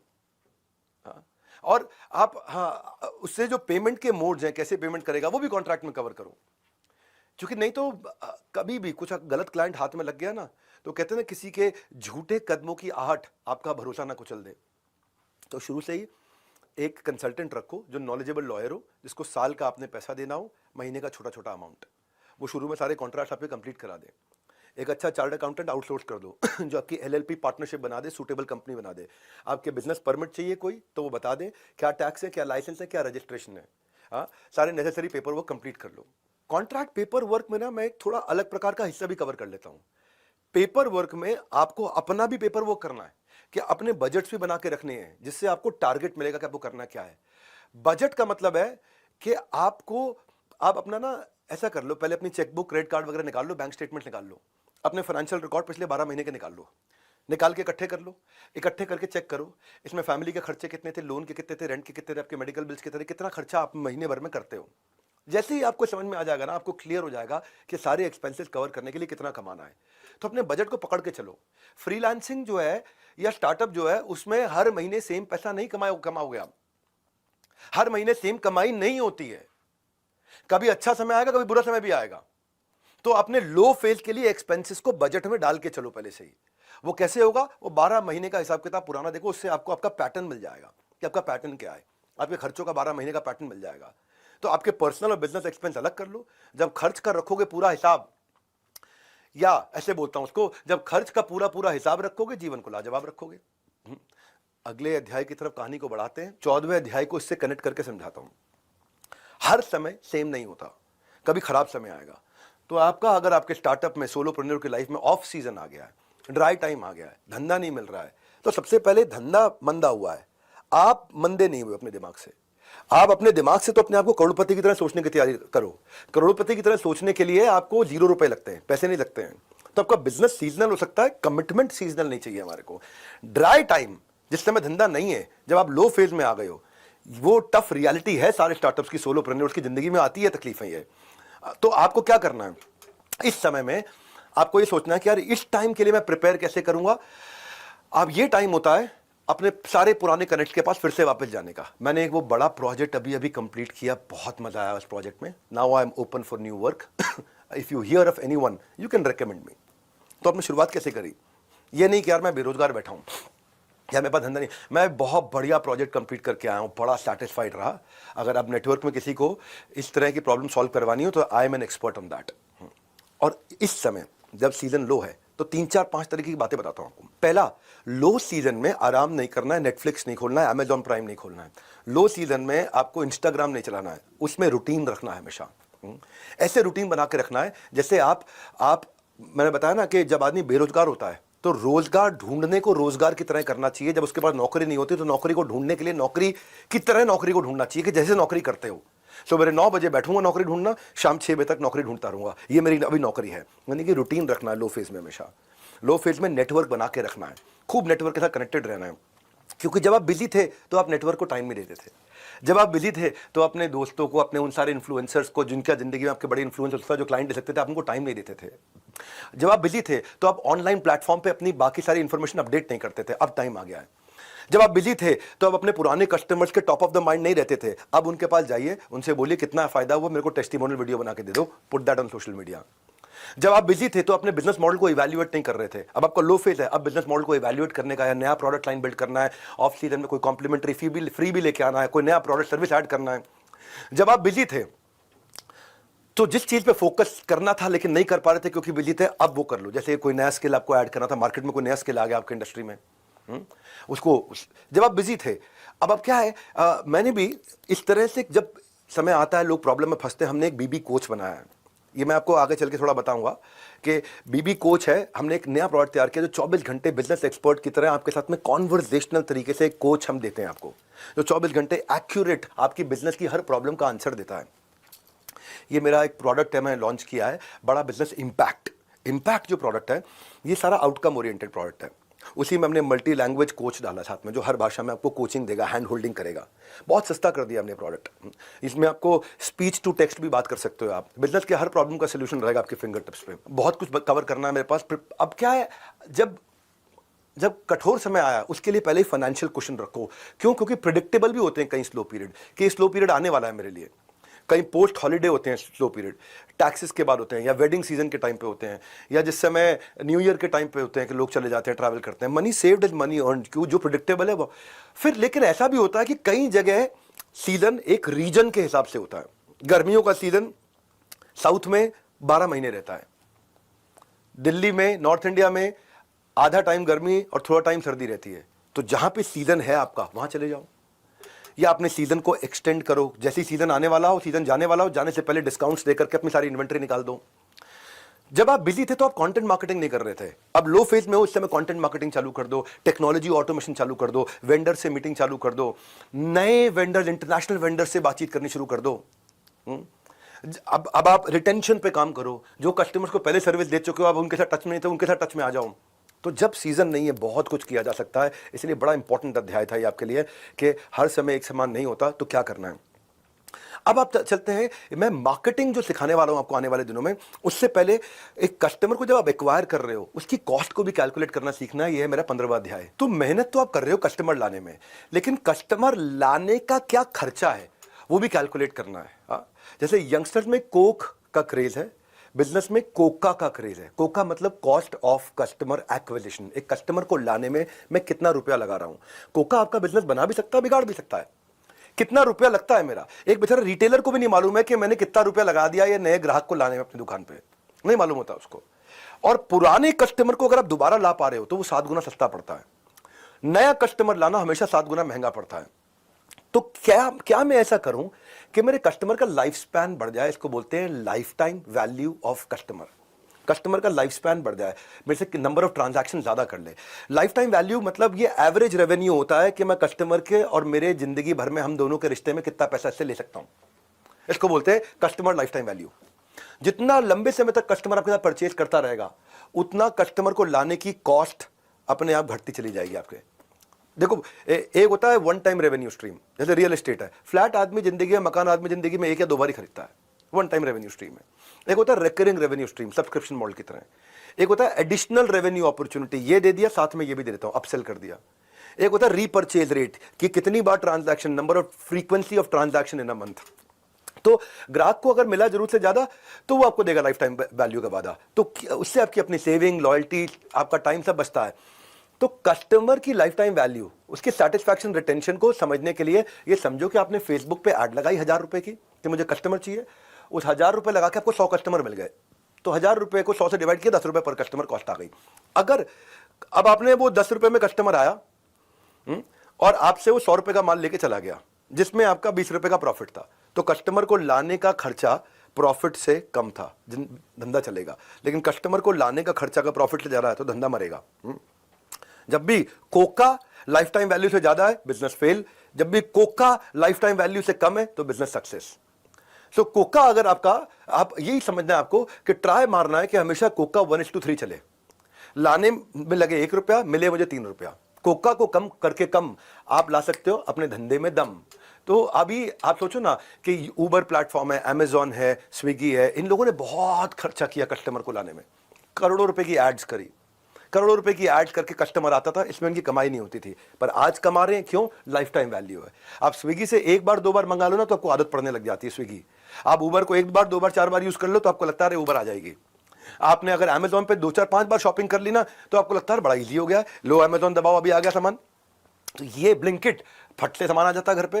तो ये इन्होंने शुरू में पैसा ज्यादा इसलिए लगाया क्योंकि लाइफ टाइम वैल्यू है। अब ये आएगा तो मेरे साथ आते आते आते आते आते, क्योंकि अमेजॉन क्या करता था, अमेजॉन लगभग 1200 रुपया खर्च करता था एक आदमी पे, जो आके 120 रुपए का सामान लेता था जिसमें अमेजॉन को 10 रुपए बचता था, यानी कि पर ट्रांजैक्शन 1190 रुपए का लॉस। तो 1190 रुपया लग गया, उसका लॉस हो गया एडिशनल किसी भी कस्टमर को लाने का। पर वो कस्टमर उसको 20 रुपया दे दे के 20 रुपया दे दे के 20 रुपया दे दे के अपने जीवन काल में 1190 भी निकाल देगा और कमा के भी दे देगा। ये है मुद्दा सारा लाइफ टाइम वैल्यू का, साधारण एग्जाम्पल के साथ में। बस 10 दिन का एक खेल, आप देखना, फिर देखना कि कैसे बढ़ता है आपके बिजनेस में सक्सेस का ट्रेल। आपकी सब डेफिशिएंसी को एफिशिएंसी में बदलेंगे, साधारण भाषा में समझा देंगे, कॉम्पिटिटर्स को किल कर देंगे, बिजनेस को स्केल कर देंगे। 10 days will bring you better days. अच्छे दिन कब आएंगे? अभी आएंगे, और इन्हीं 10 दिनों में आएंगे। कहानी आगे बढ़ाते हैं, 16वें अध्याय की तरफ चलते हैं। अब जब कस्टमर को ले आया, नेगोशिएट कर लिया, प्राइसिंग हो गया, अब कस्टमर के साथ में रिलेशनशिप कैसे रहेगा, उसको एक्सपेक्टेशन हमेशा क्लैरिफाई करते रहो। शुरुआती धंधे में आप बड़ी गप मार के आ जाते हो, वो भी सोचता है यार ये बहुत कुछ कर देगा, बाद में दिक्कत होती है। तो पूरा स्कोप डिस्कस करो कि क्या करेंगे आप, वीकडे पे हो के नहीं हो, वीकेंड पे हो के नहीं हो, आप छुट्टी कब लेते हो, आप मॉनिटर कैसे करोगे मेरे काम को, क्वालिटी को कैसे मॉनिटर करोगे, कोई फीडबैक अप्रूवल कैसे लोगे, कोई पॉलिसी प्रोसीजर कैसे डिस्कस करोगे। अगर कहीं आगे आने वाले समय में दिक्कत आएगी तो उसको रिकॉर्ड करना पड़ेगा आपको, और पेमेंट नहीं दे रहा वो रिकॉर्ड करना है। कम्युनिकेशन अच्छा रखना है आपको, प्री कम्युनिकेशन हमेशा याद रखना, ओवर कम्युनिकेट करो। ओवर कम्युनिकेट करने का फायदा और उसी से पूछ लो, ईमेल पे करना है, व्हाट्सएप पे करना है, मैसेज पे करना है, कॉल पे करना है। और अगर क्लाइंट कहीं अपसेट है तो उसको अपने इमोशंस निकालने दो, आप आउट ऑफ कम्युनिकेशन मत जाओ उसके साथ में, क्योंकि वही एक बॉस है, कस्टमर ही आपका एक बॉस है। वो जिस दिन चाहे आपकी नौकरी से आपको निकाल देगा, दूसरे को ज्वाइन करके वो दूसरे से सामान खरीदना शुरू कर देगा। लिंक्डइन के बाद से ना, लिंक्डइन के बाद से सेल्स वर्ड बदल गया है। एबीसी पहले बोलते थे ऑलवेज बी क्लोजिंग, अब बोलते हैं ऑलवेज बी कनेक्टिंग। तो अब कनेक्ट करना है, और कनेक्ट करना है और कैसे रिश्ता बना के रखना है, ये मेरा 17वां अध्याय है कि बी देयर, वहां रहो, प्रिपेयर, और प्रिपेयर होकर के रहो, एंड से यू केयर, बताना है कि मैं उसकी केयर कर रहा हूं। क्योंकि आपको फंड रेजिंग नहीं करनी है, फ्रेंड रेजिंग करनी है। अगर वो कस्टमर आपका फ्रेंड बन गया तो फंड अपने आप आएगा। पहले फ्रेंड आता है, बाद में फंड आता है। आप पैसे के चक्कर में लगे रहते हो तो कस्टमर के साथ अरे वाह एक्सपीरियंस कैसे दें। आप हमेशा उसकी लेटेस्ट न्यूज को पकड़ के रखो, क्या चल रहा है उसकी जिंदगी में। जब भी आप उसके साथ मीटिंग कर रहे हो, हर मीटिंग के बाद में रिकैप करो, मीटिंग उसको क्लियर करो, अंडर प्रॉमिस करो, कम कमिट करो, ज्यादा डिलीवर करो। आप जो आप कर सकते हो हाँ कर दो, जो नहीं कर सकते हो उसका तरीका बदलो, पॉजिटिव लैंग्वेज के साथ करो। मैं बताता हूं आपको पॉजिटिव लैंग्वेज कैसे लेते हैं। सबसे पहले पॉजिटिव बिहेवियर रखो, किसी भी मीटिंग पे या कॉल पे लेट मत आओ, लोग याद रखते हैं। उसके साथ अगर मीटिंग कर रहे हो तो बीच में फोन मत लो, अनलेस कि कोई बहुत बड़ा डीप क्राइसिस है, don't take calls in between, it doesn't, people don't like it. उनके साथ टच में रहने का तरीका यह है कि जब वो आपको पे नहीं कर रहा तब भी आप टच में रहो। आप क्लाइंट को ऐसा फील कराओ कि मैंने आपकी वेबसाइट चेक करी थी और मैंने ये देखा, मैंने आपके बारे में कुछ प्रिलिमिनरी रिसर्च करी, मैंने ये देखा, मैं अपने नोट्स रिव्यू कर रहा था, मुझे ये समझ में आया आपके बारे में, मैंने आपकी एक लेटेस्ट किताब पढ़ी, मुझे बड़ा अच्छा लगा, मैं आपका सोशल मीडिया देख रहा था, अरे क्या बढ़िया पोस्ट किया। वो कनेक्ट फील करता है, बस सिंपल। ये नहीं कि भाई मेरा माल ले लो। हाँ, ट्रांसपेरेंसी रखोगे, ट्रस्ट आएगा। शुरुआती रिलेशनशिप के अंदर लोग आपकी ट्रांजैक्शंस को ध्यान से देखते हैं और वहीं से ट्रस्ट करना शुरू करते हैं। जितना हो सके इस ट्रस्ट को बिल्ड करो, ट्रस्ट को बिल्ड करो, पर्सनल केयर के द्वारा कर सकते हो। मेरे को आता है बहुत साल पहले की बात है, एक कस्टमर ने, मेरी एक मीटिंग कैंसिल हो गई थी उसके साथ में, क्योंकि उसने मैसेज लिखा कि उसकी वाइफ की कोई हेल्थ इमरजेंसी आ गई है। और उस मीटिंग में 8-9 लोग थे, 8-9 लोग इकट्ठे बैठे थे और मैं भी बैठा था वहाँ पे। और वो आदमी उठ के चला गया कि मेरी वाइफ की कोई हेल्थ इमरजेंसी आ गई है, तो मीटिंग हमें कैंसिल करनी पड़ी। तो मैंने रात को उसको मैसेज किया कि आपकी वाइफ की हेल्थ कैसी है। उसने रिप्लाई लिखा, खाली आपको याद रह गया था कि मेरी वाइफ की हेल्थ खराब है, बाकी सब भूल गए थे। अब इतना सा एक मैसेज, उसके कारण मैंने इतना बड़ा क्लाइंट का दिल जीत लिया था। ये चीज़ें, पर्सनल केयर बड़ी इंपॉर्टेंट होती है। और आप मान लीजिए आपके साथ कोई गलती हो भी जाती है और आपको कोई बैड न्यूज़ देनी है, तो साथ बैठ के आराम से बात करते हुए करो। ये नहीं कि ईमेल लिख दिया, ईमेल से नहीं चलेगा। कोई कंप्लेन भी है तो हमेशा गुड न्यूज़ के साथ शुरू करो। तो ये कॉन्वर्सेशन, ये कम्युनिकेशन और पर्सनालिटी डेवलपमेंट में आपको आगे और डिटेल में सिखाऊंगा। आप हमेशा सोल्यूशन ओरिएंटेड बात करो, पॉजिटिव बात करो, और राइटिंग में हो सके तो कंप्लीट करो डिस्कशंस को। रेपुटेशन अपनी बिल्ड करो, क्योंकि रेपुटेशन करेंसी है। अगर आपको कोई नेगेटिव बात करनी भी है तो मैं आज आपको टेक्निक बताता हूं। एक स्टेटमेंट होती है आई कांट स्टेटमेंट और होती है आई कैन स्टेटमेंट। कोई काम अगर आप नहीं भी कर सकते तो उसको भी आई कांट की जगह आई कैन में परिवर्तित किया जा सकता है। जैसे मान लो आप 3 बजे तक फोन पे बात नहीं कर सकते, तो ये मत बोलो कि I can't do a call until 3 PM, मैं 3 बजे तक बात नहीं कर पाऊंगा, मत बोलो। आप ये बोलो कि 3 से 5 मैं अवेलेबल हूं, आपको क्या टाइम सूट करता है। चेंज हो गया ना लैंग्वेज, टोन चेंज हो गया। From 3 to 5 PM I am available, what would be a good time for you. जैसे किसी ने कोई काम दिया, आपको लगता है इतने कम टाइम में तो हो ही नहीं सकता, तो ये मत बोलो the deadline is too tight, ये काम नहीं हो सकता। आप बोलो I can deliver it by Tuesday. Positive हो गया, आई कांट को आई कैन करना है। जैसे वो बोलता है कि आपने बोला है कि मैं I can't start for 3 months, I am busy. वो कहने की जगह बोलना है I would love to work with you if we can start in the month of June. तो अपने आई कांट को आई कैन करना हमेशा। वो पॉजिटिव लैंग्वेजेस इंपॉर्टेंट होती है शुरुआती बिजनेस में। आपको आई can't start until I receive the initial payment, पहले पेमेंट करो तब चालू करूंगा, नहीं तो नहीं कर पाऊंगा। तो आप इसकी जगह कह सकते हो कि I look forward to working with you after the receipt of initial payment. मैं ये नहीं बोल रहा हूं कि क्लाइंट को आप डोमिनेट करने दो, पर मैं बोल रहा हूं कि कम्युनिकेशन के तरीके को बदलना है। ये मेरा बीच में एक दिन आने वाला है जहां मैं आपको कम्युनिकेशन और पर्सनालिटी पे बात करूंगा। आपको तो कई बार टफ क्लाइंट्स मिलेंगे आपको, और टफ क्लाइंट से बाहर निकलना है तो उसकी स्ट्रैटेजी भी आपके पास होनी चाहिए। ये 10 दिन आपके लिए लाइफ बदल दूंगा मैं आपकी। ये MBA को पूरा अटेंड करना है आपको, हर बात नोट करते रहना है, क्योंकि कहीं भी फ्री में इस तरह का ज्ञान नहीं मिलता है। मैं चलता हूँ अब, क्योंकि अब आपको कस्टमर्स मिल रहे हैं, अब आपका बिजनेस बढ़ते जा रहा है, बढ़ते जा रहा है, तो अब आपको क्या करना है, अब नेक्स्ट मार्केट की तरफ भी मूव करना है। तो नेक्स्ट न्यू मार्केट मेरा 18वां अध्याय है। इसमें आपको जब भी कहीं नई मार्केट में जाओगे तो आपने टेस्ट कर लिया अपने प्रोडक्ट को, टेस्ट कर लिया तो आप आउटर मार्केट में गैप्स ढूंढो और वहां पे भी एक छोटी मार्केट से शुरू करो जो पेरीफेरी में होगी। जैसे मान लो आप दिल्ली में हो तो दिल्ली का पेरीफेरी क्या है, गाजियाबाद के आगे का हिस्सा हापुड़ तक चले जाऊं, फरीदाबाद के आगे का हिस्सा बल्लभगढ़ तक चले जाऊं, नोएडा का आगे का हिस्सा ग्रेटर नोएडा तक चले जाऊं, गुड़गांव के आगे का हिस्सा मानेसर से आगे चले जाऊं। वहां पे बहुत लोगों का फोकस नहीं होगा, वहां पे कस्टमर आपको आसानी से मिलेगा। यानी कि पेरीफेरी में जाओ। और वहां पे भी अगर माल बेच रहे हो, कोई माल पहुंचा रहे हो, तो शुरुआत में माल डंप मत करो, कम क्वांटिटी दो, क्रेडिट मत दो डिस्ट्रीब्यूटर को। अगर डिस्ट्रीब्यूटर को माल दे रहे हो, टाइम से पेमेंट लो, और दूसरी सर्विस से पहले पहली की पेमेंट जरूर ले लो। ये रूल बना लो अपनी लाइफ में। ये नहीं कि दूसरी पे वो बोला पिछली की दूंगा, आप दूसरा भी भेज दो माल। तो हमेशा सेकंड सप्लाई पे फर्स्ट की पेमेंट ले लो। एक सप्लाई लेट कर दे चल जाएगा, लेकिन अगर 2, 3, 4 सप्लाई लेट होने लगी तो पैसा मरने के चांसेस बढ़ जाते हैं। अपनी क्रेडिट लिमिट, जिसको भी माल दे रहे हो, सर्विस दे रहे हो, जो भी दे रहे हो, प्रोडक्ट दे रहे हो, उसके साथ क्रेडिट लिमिट डिसाइड करके चलो पहले से ही। आपको शुरुआत में डेप्थ बिल्ड करनी है, विड्थ नहीं। मैं पूरे देश में बेचूंगा, पूरी दुनिया में बेचूंगा नहीं। शुरू में एक मार्केट को जीतना है। जब उस मार्केट में आपका मार्केट शेयर बढ़ गया, 10, 20, 30% हो रहा है, तब आप अगले मार्केट में मूव करो। तब पहली मार्केट के अंदर पूरी विजिबिलिटी बना लो, वहां पे आपके पास में डिस्ट्रीब्यूशन चैनल आपके साथ लॉयल हो जाए, वहां के लोग आपके साथ लॉयल हो जाए, वहां का कस्टमर आपके साथ लॉयल हो जाए। फिर उसके बाद आप अपने कमर्शियल टर्म्स को अक्रॉस ट्रेड, अक्रॉस कंट्री आप धीरे धीरे बिल्ड कर सकते हो। आप जहां भी जाओगे उसका मार्केट साइज पूरा समझो। ध्यान रखो, जब आप जल्दीबाजी में चले जाते हो ना, मार्केट मिल गया और टीम नहीं है तो अपॉर्चुनिटी लॉस है। और कई बार हम क्या करते हैं, मार्केट ठीक से मिली नहीं, टीम पहले हायर कर ली तो कैश लॉस है। मार्केट जब मिल गई, टीम नहीं है आपके पास, अपॉर्चुनिटी लॉस है। मार्केट आपको नहीं मिली लेकिन टीम पहले ही हायर कर ली, यानी कि कस्टमर आपको नहीं मिला, टीम पहले हायर कर ली, तो कैश लॉस है। तो इसका बैलेंस करना है। नई की पहचान कर, बेहतर से बेहतर का अनुमान कर मेरे भाई। नेक्स्ट न्यू मार्केट जो है ना, आप पहले फोकस पायलट मार्केट में सफल नहीं है तो नहीं जाना। पहले बिजनेस खड़ा करना है, बाद में बड़ा करना है। पहले देखना है आपको कि ये सफल हो गया, अब मैं देखता हूं अगली मार्केट की अपॉर्चुनिटी साइज क्या है। और मेरे पास 3 चीजें हैं, टीम, टेक्नोलॉजी और ट्रेनिंग। अगर मेरे पास टीम ठीक है वहां पहुंचने के लिए, मेरे पास टेक्नोलॉजी जिससे मैं ट्रैक और एफिशिएंसी कर ला सकता हूं, और ट्रेनिंग पूरी दे दी है ताकि वो माल जाकर के बेच के आए, तब आप नेक्स्ट न्यू मार्केट में एंटर करते हो। और इसके लिए फोकस पायलट मार्केट में सफल होने के लिए आपका कोर अब आपको मिलना शुरू हो गया है, आपका एक्सपीरियंस आ गया फोकस पायलट मार्केट में कि आपका कोर क्या है, कस्टमर आपके पास क्यों आ रहा है, वो क्या वो एक सिंगल चीज है जो आपकी कंपनी को आगे बढ़ा रही है, वो एक चीज क्या आपके पास ऐसी जो आपको प्रोटेक्शन देती है आपके धंधे में, जिसके चक्कर में आपका उधार पे या डिस्काउंट पे माल बेचने से आप बच के निकल आए हो। वो क्या चीज है जो आपने फोकस पायलट मार्केट में सीखी है, अब उसको मल्टीप्लाई करके जाना है। कोर ये वो एडवांटेज है आपका, कोर क्या होता है, ये वो एडवांटेज है जो आपको हमेशा कंपटीशन से आगे रखने वाला है। उसको फोकस पायलट मार्केट में एक्सपीरियंस करके निचोड़ के निकालना है आपको, उसको बाहर निकाल के ले आओ कि ये मेरा कोर है, ये मुझे पता लग गया। स्टार्टअप की सक्सेस जो है ना वो कोर से निकल के आती है, यार ये मेरा कोर है, ये मेरी पकड़ में आ गया, इसके चक्कर में कस्टमर मुझे छोड़ता नहीं, अब इसको लेके जाऊंगा। ये था फोकस पायलट मार्केट का एक्सपीरियंस स्केल करने से पहले। कोर वो सीक्रेट सॉस है जो कॉन्सेंट्रेटेड तरीका है आपको डिफरेंशिएट करने का बाकियों के मुकाबले। कोर वो एक क्लियर स्ट्रेंथ है जो क्लैरिटी देती है आपके इन्वेस्टर को कि यार इसमें पैसा लगा दो।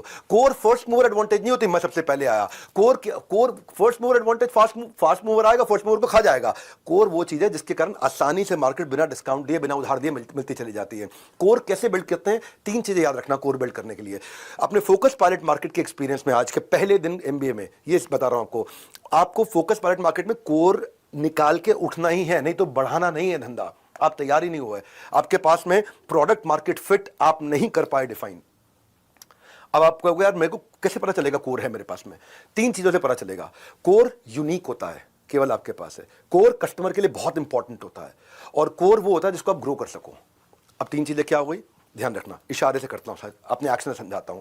कस्टमर के लिए वैल्यूएबल, कंपटीशन के लिए इनिमिटेबल, कंपटीशन कॉपी नहीं कर पा रहा, और मेरे लिए scalable, VIS, valuable, inimitable, scalable. ये 3 चीजें अगर आपने फोकस पायलट मार्केट में अचीव नहीं करी तो फिर आप बेकार है, धंधा ग्रो मत करो। केवल डिस्काउंट और उधार के साथ में बढ़ते रहोगे, मार खाते रहोगे, एम्प्लॉय छोड़ के जाते रहेंगे, कस्टमर छोड़ के जाते रहेंगे, लाइफ टाइम वैल्यू आपकी आएगी नहीं, धंधा नहीं बढ़ा सकते आप। और कोर हो गया अगर आपके पास में कोई कस्टमर के लिए बहुत वैल्यूएबल है, कस्टमर को चाहिए ही चाहिए, बहुत इंपॉर्टेंट है कस्टमर के लिए, वो हो गया वैल्यूएबल, कस्टमर आपको पैसा देगा, एडवांस से पैसा देगा। कंपटीशन के लिए इनिमिटेबल, यानी कि कंपटीशन इमिटेट कर नहीं पाएगा, आपको कॉपी कर नहीं पाएगा, आपको प्रीमियम मिलेगा। आप 100 रुपए की चीज सब 110 में बेच रहे हैं, आप 130 में बेचोगे और कमांड करो मार्केट को। और मेरे लिए स्केलेबल, क्या मेरे पास टेक्नोलॉजी, टीम और ट्रेनिंग है कि मैं इसको स्केल करके लेके जा सकूं। ये VIS आज का पकड़ लो, how to start a startup में फोकस पायलट मार्केट के अंदर आपको अपना VIS उठा के ही जाना है, आगे निकाल के ही जाना है। इस पे समय लगाया मैंने पूरा। माइक्रोसॉफ्ट के लिए इंटेलेक्चुअल प्रॉपर्टी प्रोटेक्शन VIS है, फार्मा इंडस्ट्री में पेटेंट और लाइसेंसिंग उसका VIS होता है, valuable, inimitable, scalable. Unilever, Hindustan Unilever या पेप्सी, उनका डिस्ट्रीब्यूशन नेटवर्क है VIS, उनके लिए वैल्यूएबल, इनिमिटेबल और स्केलेबल। Xiaomi फ्लिपकार्ट के साथ एक्सक्लूसिव राइट देता था। तो आपके पास क्या कोई प्रोप्राइटरी टेक्नोलॉजी है, वो आपका VIS हो सकता है। आपके पास ब्रांड इक्विटी है, वो आपका VIS। आपकी excellent customer service, Domino's 30 minute में पिज्जा घर पे दे रहा है, या एप्पल है, लॉयल्टी बियॉन्ड लॉजिक, इतना लॉयल हो गया कस्टमर। तो आपके पतंजलि के पास नेशनल सेंटिमेंट है, आपके पास क्या वो ऐसा कोर क्या था आपका? आज तक चैनल है, इसका सब्सक्राइबर बेस इतना होगा, कंटेंट ड्रिवन है, आज तक सबसे कम ऐड दिखाता है पूरे देश में। बाकी न्यूज चैनल ऐड ज्यादा दिखाते हैं, वो 42 मिनट का कंटेंट देते हैं एक घंटे में, ये 48 मिनट का कंटेंट देता है एक घंटे में, और उसके बावजूद ऐड रेवेन्यू से ज्यादा कमाता है, क्योंकि उसने कंटेंट अच्छा रखा, सब्सक्राइबर बेस बढ़ा लिया। तो अपना वैल्यूएबल, किसके लिए वैल्यूएबल? कस्टमर के लिए। इनिमिटेबल, कंपटीशन में जो कॉपी ना कर पाए। स्केलेबल, मैं केवल एक मोहल्ले का ब्रांड नहीं रह जाऊं, मैं पूरे देश में जा सकूं, पूरी दुनिया में जा सकूं। पर कब जाएंगे? जब फोकस पायलट मार्केट, आज का पहला अध्याय था ये। अब अगर जैसे क्या होता है कि अगर आपके पास कुछ एक्रेडिटेशन सर्टिफिकेशन बहुत जबरदस्त है तो वो भी आपके लिए बन सकता है फोकस पायलट मार्केट में। कई बार आपकी मार्केट रिस्पॉन्सिवनेस, जैसे गूगल है, गूगल कस्टमर गूगल को सिग्नल देता है, गूगल उसका प्रोडक्ट बना देता है। कभी कभार पर्सनालिटी भी एक ब्रांड होता है, जैसे doctor Vivek Bindra, personality. Business coaching में आज हमारा बहुत बड़ा नाम हो गया है, क्या है वो भी मेरे लिए वैल्यूएबल, इनिमिटेबल, स्केलेबल हो गया है, जो कि कस्टमर को बहुत वैल्यूएबल लगेगा, इनिमिटेबल है, हर एक बराबरी कॉपी नहीं कर सकता आसानी से, और हमारे लिए स्केलेबल है। तो अब जब तक आपका कोर फोकस पायलट मार्केट में नहीं आया, आपको स्केल नहीं करना है। हमारी अपनी कॉम्पिटिटिव पोजीशनिंग को क्लियर करना है। बड़ा बिजनेस मेरी कंपनी का नाम है और कंपनी का नाम ही बिजनेस बड़ा करना कॉम्पिटिटिव पोजीशनिंग है।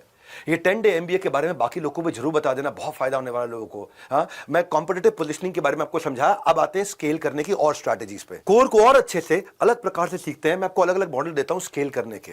हाँ, अब आप स्केल करने जा रहे हो, आपको स्टार्टअप की जर्नी देखिए 1000 दिन की।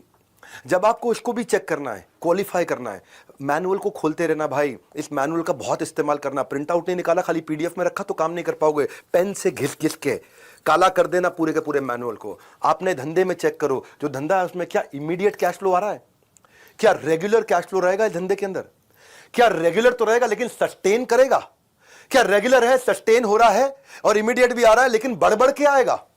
आपने बोला हाँ रेगुलर आएगा, लेकिन क्या सेम आएगा रेगुलर सस्टेन होकर के, या बढ़ बढ़ के रेगुलरली सस्टेन होकर, बढ़ बढ़ के रेगुलरली सस्टेन होकर आएगा। तो वो है आपका कोर। और फाइनली, क्या इसमें मुझे बैठना पड़ेगा, क्या मुझे गल्ले पे बैठना पड़ेगा, मेरे गल्ले पे बैठे बिना काम हो जाएगा। अगर गल्ले पे बैठे बिना काम हो जाएगा तो स्केलेबल है। हाँ, ये है वैल्यूएबल, इनिमिटेबल, स्केलेबल। अब इसके लिए जब आपको स्केल करना हो ना, तो याद रखना आइडियल एमबीए। आइडियल का मतलब क्या होता है, मैनेजमेंट बाय एब्सेंस। एमबीए का मतलब क्या है यहाँ पे, मैनेजमेंट बाय एब्सेंस। आप नहीं हो, गल्ले पे नहीं बैठे, गल्ला छोड़ो कैंपेन, आपका गल्ला छोड़वाऊंगा मैं। बिना गल्ले पे बैठे धंधा कैसे किया जाए। आई मतलब इंटीग्रेशन। हाँ, एक आदमी 3 का काम करे, इंटीग्रेट करो काम। डी मतलब डेलीगेशन, सारा काम खुद नहीं करना, जो आपका 60, 70, 80% भी आपकी क्वालिटी का कर दो, उसको डेलीगेट कर दो। ई का मतलब एलिमिनेशन, जिस काम को करके बहुत ज्यादा वैल्यू नहीं मिल रही है आपकी कंपनी में, उस काम को डिलीट करना शुरू करो। ए मतलब ऑटोमेशन, जब आप टेक्नोलॉजी ले आते हो तो टेक्नोलॉजी 10, 20, 30 लोगों का काम अकेला कर सकता है, सॉफ्टवेयर 50 लोगों का, 100 लोगों का काम कर सकता है। और एल मतलब लिबरेशन। लिबरेशन का मतलब आउटसोर्स करना सीखो, जो आपसे अच्छा कर सकता है और आपसे कम खर्चे पे कर देगा, उसको करने दो। तब आप स्केल करने की तरफ आगे बढ़ोगे। आपका क्रिटिकल रिपीटेबल बन जाएगा। जो क्रिटिकल काम होता था वो रिपीटेबल कैसे बन सकता है, यानी कि आपकी एब्सेंस में कोई और भी काम उसी क्रिटिकल काम को रिपीटेबल तरीके से अपने आप कर दे, आपकी वहां जरूरत ना पड़े। और जब आप ऐसा करते हो, अब आपको स्ट्रैटेजीज की तरफ बढ़ना है। स्ट्रैटेजी के चैप्टर में मैं तीसरे दिन आपको बताऊंगा कि देखो रेवेन्यू बढ़ाने के लिए क्या करना है। ज्यादा कस्टमर मतलब ज्यादा टर्नओवर, या ज्यादा ट्रांजैक्शन कर ले वही कस्टमर तो ज्यादा टर्नओवर, या फ्रीक्वेंटली ट्रांजैक्शन करे लॉयल हो जाए तो ज्यादा टर्नओवर, या ज्यादा महंगी आइटम बेचूंगा मैं तो ज्यादा टर्नओवर, या मैं ज्यादा प्रोडक्ट्स ऐड कर दूं तो ज्यादा टर्नओवर। अब मेरे लिए कौन सी स्ट्रैटेजी ठीक है, ये मैं आपको तीसरे दिन बताऊंगा कि स्ट्रैटेजी को आगे लेकर चलना है। पर याद रखिएगा, जब आप स्केल करने जा रहे हैं, कोर आपको मिल गया, फोकस पार्ट मार्केट सक्सेस हो गई, अब मायोपिक मत रहो, थोड़ा सा बाहर निकलो, रैट रेस से बाहर निकलो। पेचेक टू पेचेक मत सोचो। आप ये सोचो कि आपका नेक्स्ट ईयर और नेक्स्ट टू नेक्स्ट ईयर क्या होने वाला है। थोड़ा सा दूर देखो, थोड़ा जूम आउट करो, नए प्रोडक्ट डेवलपमेंट के बारे में सोचो, नई ज्योग्राफी के बारे में सोचो, नए स्किल सेट के बारे में सोचो। ये तो पहले दिन का किक दे रहा हूं, अभी आपको 9 दिन बाकी है, लंबी छलांग लगाएंगे, ग्रोथ का ग्राफ बनाएंगे, इनसाइड रूम होकर के भी आउटसाइड ऑफ द बॉक्स सोच और इमेज तैयार करेंगे, और 10 दिन इसके लिए एकदम काफी है। फाइनली मेरा 20वां अध्याय आज का, सोलोप्रेन्योर से एंटरप्रेन्योर कैसे बनता हूं मैं। अब आने वाले समय में जब आपका फोकस पायलट मार्केट ठीक हो गया, मार्केट समझ में आ गई, आपने प्रोडक्ट को पिच कर दिया, देख लिया कि अब एक्सपेंशन के लिए रेडी हो गए, कोर निकल आया, अब अपना प्राइस बढ़ाना शुरू करोगे।